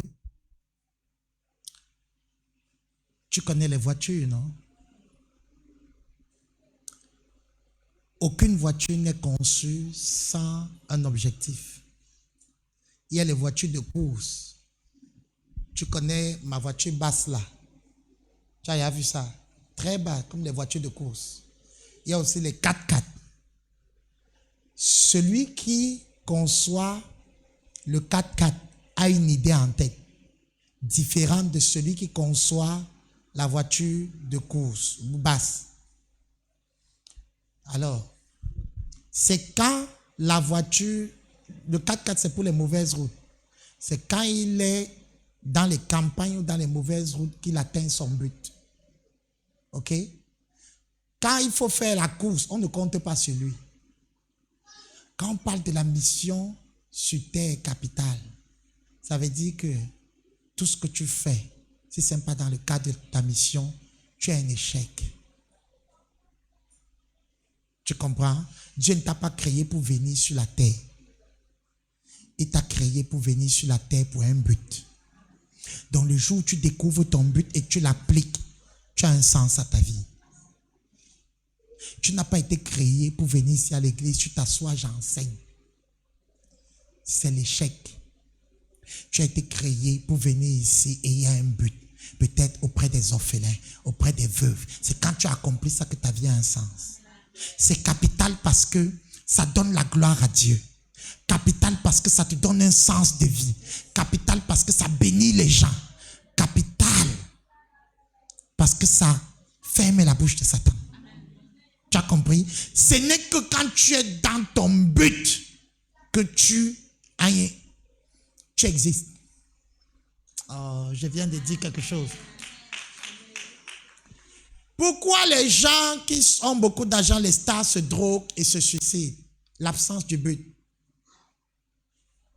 Certains croyaient que c'était l'argent qui était le but. Ils ont eu l'argent, ils se sont rendus compte que l'argent n'est pas le but de la vie. L'argent doit être au service d'un but. Ok?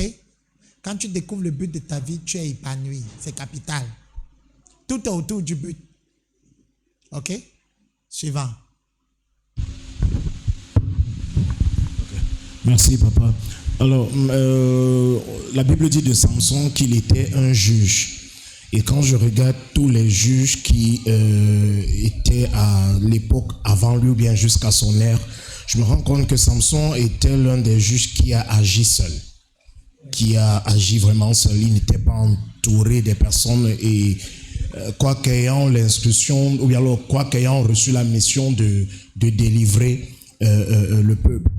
Alors, ma question est de savoir, est-ce que le fait de n'avoir pas été entouré des personnes qui pouvaient lui dire à chaque fois que le chemin que tu es en train d'emprunter n'est pas bien, est-ce que son isolement N'a pas causé sa chute. a aussi été à l'origine de sa chute? Est-ce que lorsque nous recevons une instruction, est-ce que lorsque nous recevons certaines consignes de la part de Dieu et qu'on décide de rester dans un coin tout seul avec, est-ce que cela peut conduire à notre chute? Oui. Ça peut conduire à notre chute. Déjà que nous sommes un corps. Nous sommes un corps. Le volet Samson seul est délicat parce que je vous ai dit tout à l'heure que c'était un homme très fort. Je crois que l'onction était un peu montée sur sa tête. Ok? C'est un défaut. Mais je veux aussi soulever un truc en ce qui concerne le fait d'être seul. Même quand vous serez entouré, hein, même quand on parle d'entourer, c'est pour recevoir les conseils, les avis. Mais sachez une chose, lorsque Dieu t'appelle, il t'appelle seul. Parce qu'il faut comprendre que chacun doit prendre ses responsabilités. Quand Dieu m'a appelé, il ne m'a pas appelé avec vous. Maintenant, je vous ai intégré dans l'équation, mais avant tout, je suis seul avec Dieu. Vous comprenez? C'est important. C'est plus ce volet qui ressort. Ok? Comprenez vos responsabilités. Arrêtez les faits de masse. Tirez les gens. Quand vous dites même qu'il y avait des juges qui étaient entourés, vous pensez à qui? Je vais vous révéler quelque chose. Vous pensez à qui? Qui était par exemple? Parce que, écoutez, je crois que tous les juges ont reçu la révélation seuls. Maintenant, d'autres ont fonctionné avec les gens. Les gens sont venus en ajout, en chemin. D'accord? Mais quand vous lisez ce livre, vous voyez que Samson a eu aussi un ajout.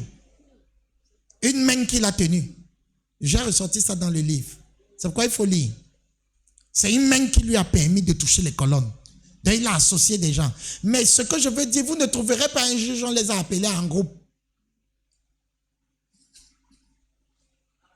Même Pierre était appelé seul. Jésus lui a dit, Père mes agneaux, il était seul. Quand Dieu veut t'utiliser pour un peuple, il deal avec toi en personnel. Moïse a été appelé seul sur la montagne. Sa femme n'était pas là. Son grand frère Jéthro n'était pas là. Sa grande sœur Marie n'était pas là. C'est après l'appel qu'il leur a dit, voilà, Jéthro arrive. Il sera ta bouche. Mais Jéthro n'était pas au début de la révélation. Écoutez, c'est cette question que tu posais très capitale. Et ça m'amène à dire une chose. L'affaire avec Dieu est d'abord personnelle. Il y a des gens dans l'église qui ne prient que parce qu'on est ensemble, on prie.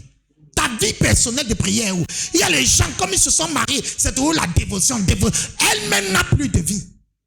Lui-même n'a plus de vie. Quand la dévotion familiale prend ta vie individuelle, il y a un danger. Il y a les choses qu'on fait seul. Il y a les choses où on est ensemble, mais après on pousse les gens à côté. Jésus nous a montré l'exemple. Il a fait avec ses disciples, après il a avancé. Il a passé la nuit à prier avant de les retrouver. Ça commence seul. c'est d'abord seul avec son Dieu. Parce que c'est là-bas qu'il y a la conviction, je sais en qui j'ai cru. C'est là-bas que ça se passe seul avec son Dieu.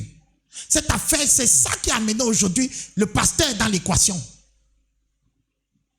On te demande pourquoi tu ne fais. Non, le pasteur a dit que parce que tu n'as rien seul avec Dieu. Ta mission n'est pas notre mission, c'est ta mission. C'est d'abord ta mission. Arrêtez de dire on est ensemble. On n'est pas ensemble. Fais ce qu'on t'a demandé de faire. C'est ça que je vous ai dit tout à l'heure. Que si vous lâchez le bateau, surtout les leaders. Moi, je continue. J'ai reçu ça de Dieu. Donc, ta position ou non ne va pas m'arrêter. Hello. C'est très important la question là. Parce qu'aujourd'hui, les chrétiens sont toujours... J'ai entendu les gens dans les épreuves. Ils disent vraiment, homme de Dieu, il faut me fortifier. Je sens qu'il peut rétrograder, mais rétrograde. Mais attends, quand Jésus vient te voir, il te voit avec moi. Même si c'est moi qui t'annonce l'évangile, je suis votre père spirituel pour plusieurs ici. Mais attendez, j'étais dans l'équation. Même quand il te dit Jésus t'aime, qu'est-ce que tu as vu? C'est Jésus ou c'est moi? Laissez-moi à côté. Quand il veut te parler, il me demande l'accord. Même quand c'est moi qui a prophétisé, tu as entendu la voix de qui? C'est pas de Christ. C'est pas l'Esprit t'a dit. Tu as dit un jour, le pasteur m'a dit. Ah, voilà, ça choque. Parce que l'air de maintenant, c'est papa, daddy, l'idolâtrie de daddy. Chacun n'est plus devant Dieu. On vient, on écoute les grands messages. Les grands... Non, je vais t'envoyer chez Dieu. À la source. Tu es seul. Jacob a fait des grandes choses. Quand Esau, son frère, venait, on dit Jacob a renvoyé tout le monde et il demeura seul. Tu vas rester seul. Je dis que tu vas rester seul avec ta mission. Maintenant, les gens vont s'associer à ta mission. Mais au début, c'est seul. Et pendant que tu es avec le groupe, prenne du temps pour être seul. Les mariés, ta vie spirituelle n'est pas la dévotion familiale. Ou n'est pas limitée à la dévotion familiale. Ne laisse pas le mariage tuer ta vie de prière. Amen. Oh, oh, oh.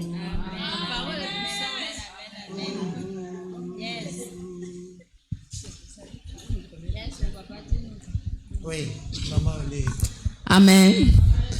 Bonsoir papa, bonsoir maman, bonsoir à tout le peuple. Je dis merci parce que vous êtes une bénédiction pour nous. Quelqu'un dit sur aïe, c'est une mariée. Vous êtes pour nous une bénédiction, la famille me va.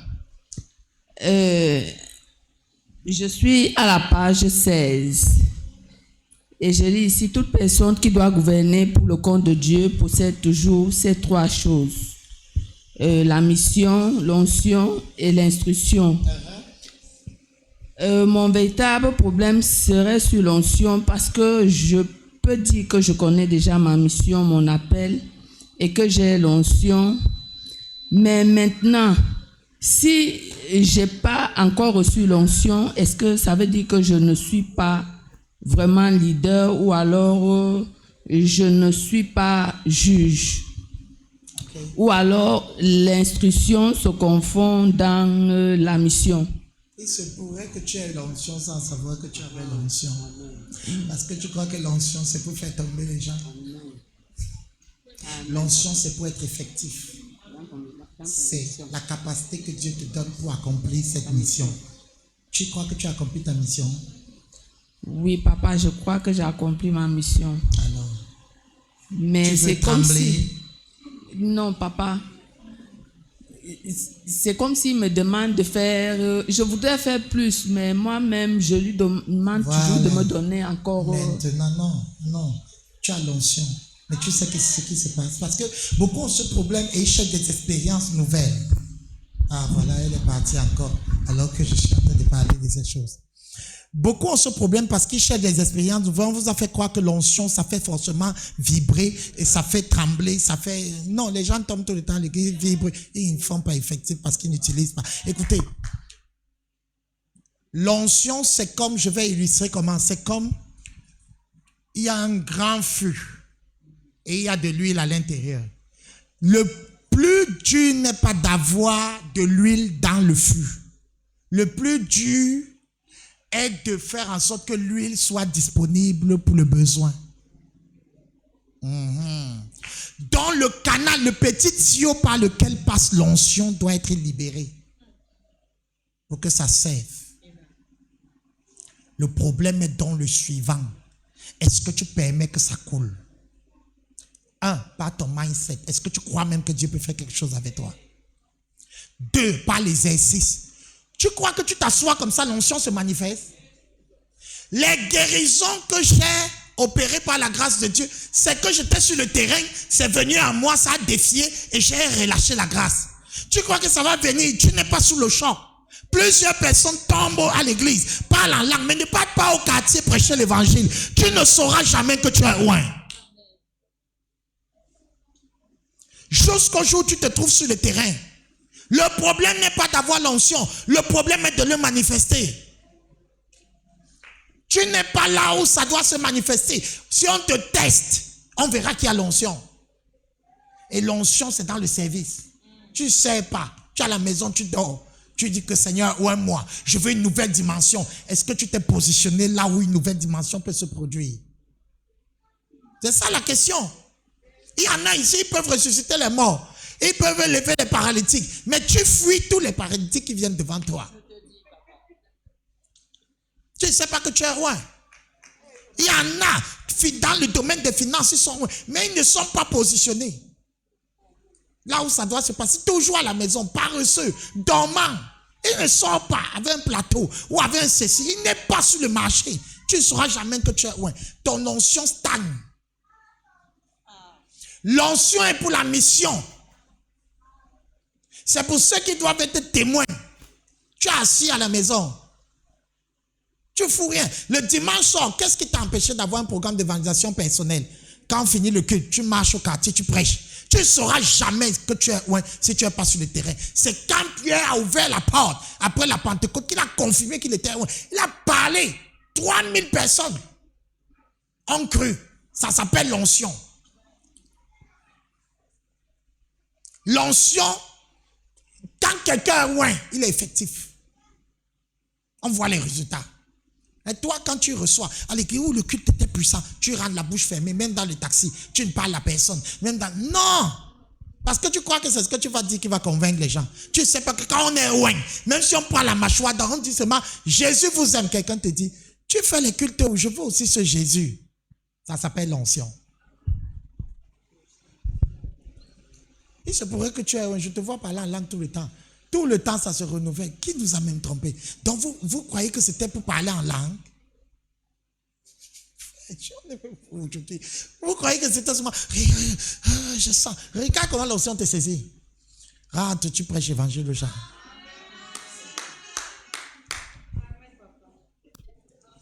Ouvre ta bouche. Dans les taxis, tu es là comme ça. Les gens mal parlent même des choses. Tu leur dis pas, je voulais vous présenter. Non. Tu auras honte de ton Jésus. Oh non. Oh. Papa nous a dit d'être sage. Qui? Moi? Tu pries en langue doucement. Tu ne sais pas que tu peux te mettre à parler en langue. Quelqu'un entend dans sa langue. Ou tu parles en langue, tu reçois une révélation. Madame, est-ce que je peux vous parler à côté? J'ai quelque chose. Vous avez trop souffert à tel niveau. Je sens une douleur ici. Tu crois que je suis né comme ça? Tu dois exercer. Parfois, le Seigneur te donne les directions. Tu n'écoutes pas parce que moi, encore toi, moi, tu crois que tu es seulement né pour être lawyer? Hein, mon avocat? Tu n'es pas seulement né pour porter la robe là. C'est ça. Ok, je crois qu'on va clore pour ce soir. Amen. Et tu es béni, acclame très fort le Seigneur. Ok. Bon, on ne peut pas prendre toutes les réactions. Je vais donner la parole à mon éditeur qui est parmi nous, qui dise quelque chose. Et après lui, on va clore. Si peut-être même aussi il a une préoccupation, c'est bienvenu.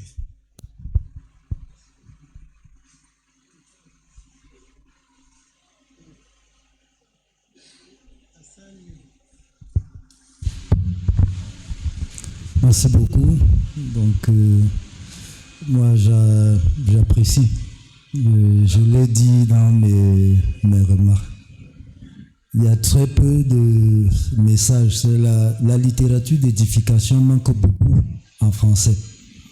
Et celle qu'on trouve vient d'Europe ou d'Amérique. Et ça manque beaucoup d'éléments de contexte. La raison pour laquelle la théologie américaine et européenne a des difficultés en Afrique. Elle n'arrive pas à s'adapter à nos réalités, à notre mode de vie et à ce que nous faisons, notre culture d'une manière globale. Et il faut pousser les écrivains chrétiens africains à savoir écrire comment le Christ parle dans notre contexte, comment il agit dans notre contexte, ou encore comment le message de Dieu se vit et produit des fruits à la gloire de Dieu dans notre contexte. C'est ça qui va aider pour que le message de Dieu ne reste pas dans la tête, qu'il ne soit pas juste adopté comme une coutume ou qu'il ne soit pas adopté comme récitation, mais qu'il transforme. Donc c'est ce que j'ai beaucoup apprécié et j'apprécie déjà quand Marie-Geneviève dit que je dois venir former les gens. Moi j'ai dit en 2016 je formais les gens à écrire. Je n'ai jamais formé le pasteur. J'ai fait des remarques, juste en 2 jours, le livre a doublé de volume. Donc, il a déjà du contenu et il peut déjà apprendre à des personnes comment il fait. Parce que le livre, c'est une communication par l'écrit. Nous sommes habitués à communiquer oralement, mais par l'écrit, vous voyez que Dieu lui-même s'est soucié de transmettre sa parole, son message par écrit. Et il y a des gens qui sont morts pour qu'on ait la Bible, qui ont donné leur vie, qui ont été brûlés vifs. C'est parce que Dieu a décidé que Martin Luther ne devait pas mourir, que lui, il est celui qui a survécu. C'est à partir de lui que les gens vont commencer à survivre pour préserver la Bible. De la même manière, quand vous voyez Luc chapitre 1, verset 1 à 4, ce n'est pas le Saint-Esprit qui a dit « allez écrivez ». Luc dit « plusieurs ont entrepris de vérifier et de retracer tout ce qui s'est passé depuis le début. Et il m'a aussi semblé bon. » Donc, ça donne notre responsabilité, l'intentionnalité. Soyons intentionnels. C'est l'Esprit qui parle à l'Église.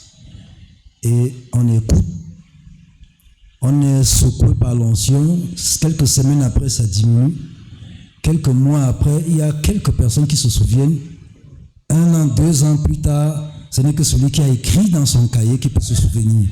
C'est perdu.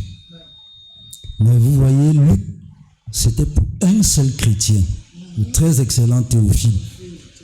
Toutes les recherches, quand vous voyez la dévotion de cet homme, il a rencontré Marie, il a rencontré les parents de Jean-Baptiste, interviewé, questionné, rédigé. Et il dit, je te les expose de manière suivie. Donc, c'est ce qu'on appelle la méthodologie de l'art d'écrire. Donc, il a fait tout ce travail, il a sorti les interviews qui ne menaient nulle part, et il a sélectionné parce qu'il savait que les gens qui vont lire vont bâtir leur vie dessus. Les gens n'auront pas vu Jésus, mais quand ils vont lire, ils vont bâtir leur vie. Quand Dieu a vu cette dévotion, il a dit, ce ne sera pas que pour Théophile, mais ça va arriver jusqu'à nous. La même chose avec Paul. Il écrit pour Timothée, il écrit pour Éphèse, il écrit pour Corinthe. Pourquoi? Parce qu'il a le désir qu'il ne perde pas la foi, qu'il s'affermisse. C'est ça son désir, c'est ce qui le pousse à pouvoir donner quelque chose qui va les enfoncer, les solidifier dans la foi. Et Dieu, quand il voit cette dévotion, il dit, je vais l'utiliser jusqu'aux extrémités de la terre. Donc le livre est l'extension du ministère. Le livre permet à ce que le message, ce qui est vécu et reçu ici, au lieu de bénir simplement l'assistance, c'est vrai que ça va déjà dans les médias sociaux, mais le livre, il est intemporel. C'est-à-dire que quand on ne sera plus là, ou même ailleurs, C'est-à-dire, il va au-delà de l'espace. J'ai un auteur, le pasteur Tim, ce livre l'a amené aux États-Unis. Il a écrit ici et ça l'a amené. Parce que quelqu'un a acheté le livre.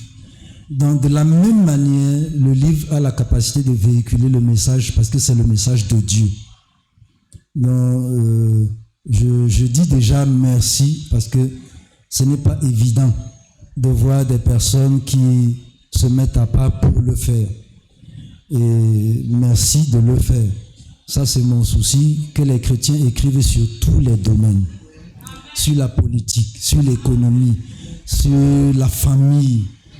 Que tu aies été à l'école ou pas, si tu as élevé 5 enfants qui ont réussi, tu as quelque chose à apprendre aux gens. Si tu écris, on peut t'aider à mettre ça en forme parce que ça ne s'apprend plus à l'école. Et en tant qu'enfant de Dieu, tu vas écrire la pensée de Dieu. Tu vas écrire la mentalité du royaume. C'est ça qui va bâtir la société. Si on écrit sur la politique, on aura plus ce que nous ne voulons pas parce que toi, tu vas écrire comment Dieu voulait qu'Adam gouverne. Donc, c'est ma prière parce qu'à travers ça, on dit reshaping the mind. On forme les mentalités. On éduque l'enfant comment penser. Quand on lit, éduque l'enfant dans la voie qu'il doit suivre. Tu le formes à travers ce qu'il lit. C'est ce qu'ils lisent à l'école qu'ils seront dans la vie. Et si nous n'apportons pas un contenu qui est plus dense que ce qu'ils lisent à l'école, ils seront vides dans la vie. Et ces livres apportent plus de contenu. Ça fait, dans le langage séculier et en psychologie, ça fait partie de l'intelligence émotionnelle. Comment se reprendre dans la vie quand on est knock-out, quand on est KO. Donc, on puise dans la Bible et vous pouvez en faire des modules de formation en entreprise. Oui. Vous pouvez en faire des modules de formation dans n'importe quel aspect de la vie à partir de ça. Même à l'école. Comment se relever? Et j'ai aimé quelque chose que le pasteur a dit tout à l'heure. On n'a pas de message pour celui qui tombe. Nous, on dit seulement à l'église, il a rétrogradé. On n'a rien pour eux. Mais quand vous lisez la Bible, il y a même une provision pour ceux qui vont manquer l'enlèvement. C'est-à-dire Dieu a laissé quelque chose. Non pas que c'est l'idéal de Dieu, mais il a laissé quelque chose. Donc comme le pasteur a si bien dit, qu'on ne laisse plus nos soldats à terre. Il y a un message et il faut le dire. De manière, l'armée le dit avant, on prépare que si tu es blessé, si on tire sur toi, voici la stratégie, voici ce qu'il faut faire, voici ce qu'il faut dire si tu as le poste, si tu as la capacité de te connecter, pour qu'on sache comment te secourir. De la même manière, l'Église doit pouvoir avoir ça à disposition parce que nous sommes dans des corps de chair. Ça peut. Personne ne souhaite que ça arrive, mais ça peut arriver. Et si ce message est là, on va très vite récupérer les gens. Donc, merci beaucoup et beaucoup de courage. Autant que le Seigneur va nous permettre, on va faire sortir ces livres et on va les développer parce qu'il y a déjà beaucoup de livres déjà sortis et il faut maintenant faire connaître le message. Faire connaître le message. Il y a un apôtre qui avait ce ministère dès le début. Il dit, viens et vois. Donc, il faut faire connaître. J'ai lu un livre, voici ce qu'il m'a apporté. Il faut le lire. Donc, on va travailler là pour essayer de... Parce qu'il faut déjà qu'il y ait une page dédiée uniquement pour les livres dans les médias sociaux et qu'ils sachent. Parce que quand les livres sont exposés comme ça, ils ne parlent pas. C'est quand il y a un talk show comme ça qu'on fait sortir ce qu'il y a dans le livre et que les gens découvrent que ce livre a des réponses aux questions qu'ils se posent. Donc plus on met de l'emphase sur un petit aspect du livre qu'on publie, ça permet aux gens qui rencontrent des situations et qui cherchent les réponses de découvrir et de pouvoir chercher le livre. Donc, beaucoup de courage. Oh là là, merci. Oui, du coup, je rebondis, ça veut dire que j'avais déjà ça à cœur, mais c'est plus clair encore maintenant. On va faire les talks sur les livres constamment, peut-être une fois le mois, avec les mindset. OK? Ils ont lu beaucoup de livres déjà. Je crois que tu as lu beaucoup de mes livres déjà. On peut prendre un livre, pour le moment on va rester sur celui-ci, on prend une portion, on en parle parce que ce qu'il dit est très pertinent. Déjà, il y a un de les seigneurs m'en parlait, il faut faire les talks, j'ai fait un là-bas, un ici, mais ça c'est général. Maintenant on va prendre un point, peut-être sur la mission, aller point par point, et faire connaître le livre comme on est sur Facebook en direct, et je crois que ça va vulgariser et ouvrir une page, comme il a dit. Oui, il y a un compte YouTube. Oui. Oui, par exemple, envoyer aussi ça peut être déjà, ils vont télécharger sur YouTube et tout le reste. Waouh, super, super, super. Ok, bien-aimés, nous bénissons le Seigneur. Merci d'être venus. Merci à tous et à toutes. Je crois qu'on va juste prier et on va remettre ce moment au Seigneur. Toi qui nous as suivis en ligne, merci. Que Dieu te bénisse. Donc, tu peux avoir cet ouvrage, tu peux écrire inbox et la régie peut mettre le numéro de téléphone pour commander le livre. Il y a plusieurs personnes hors de l'église qui ont commandé cet ouvrage, qui sont très bénis et nous voulons que ça aille au-delà des frontières. C'est pourquoi nous allons avoir les talks constamment, les talk shows constamment, au moins une fois le mois, au moins une fois. Ça va dépendre. Donc, avec déjà mes 2 présentateurs. Vous n'avez pas dit amen, applaudis pour mes 2 présentateurs. Monsieur et Madame Chami. Ok, on va clôturer. Mon Père et mon Dieu, merci pour ta grâce et pour le privilège de dépasser les temps, les saisons à travers cet ouvrage et les autres ouvrages. Merci pour les idées par rapport à la page, au talk et tout le reste. Merci pour les réactions, les questions, ceux qui ont été bénis. Merci parce que je crois que ça va aller au-delà des frontières et quelqu'un qui m'écoute en ce moment, qui est à terre, qui est vaincu par une chose, par une délit là quelconque, Seigneur, sait aujourd'hui qu'elle peut être restaurée. Je prie pour le relèvement et la restauration de quelqu'un qui est dans le Seigneur. Je prie afin que quelqu'un qui m'écoute en ce moment soit relevé en donnant sa vie au Seigneur. Je prie, Seigneur, afin qu'un pasteur, un serviteur de Dieu qui a été découragé à cause des fidèles, à cause d'un problème, à cause d'un combat, soit restauré. Merci Seigneur parce que mes cheveux repoussent, les cheveux de mes frères repoussent, les cheveux de l'église repoussent. Que la gloire te revienne, raccompagne tes enfants dans leur maison au nom du Christ Jésus. Amen, amen, amen. Que Dieu vous bénisse, bon retour, bonne soirée et ne manquez pas de parler du livre. Donc bientôt je serai à la radio Bethesda pour aussi présenter le livre là-bas. Que Dieu vous bénisse. Shalom.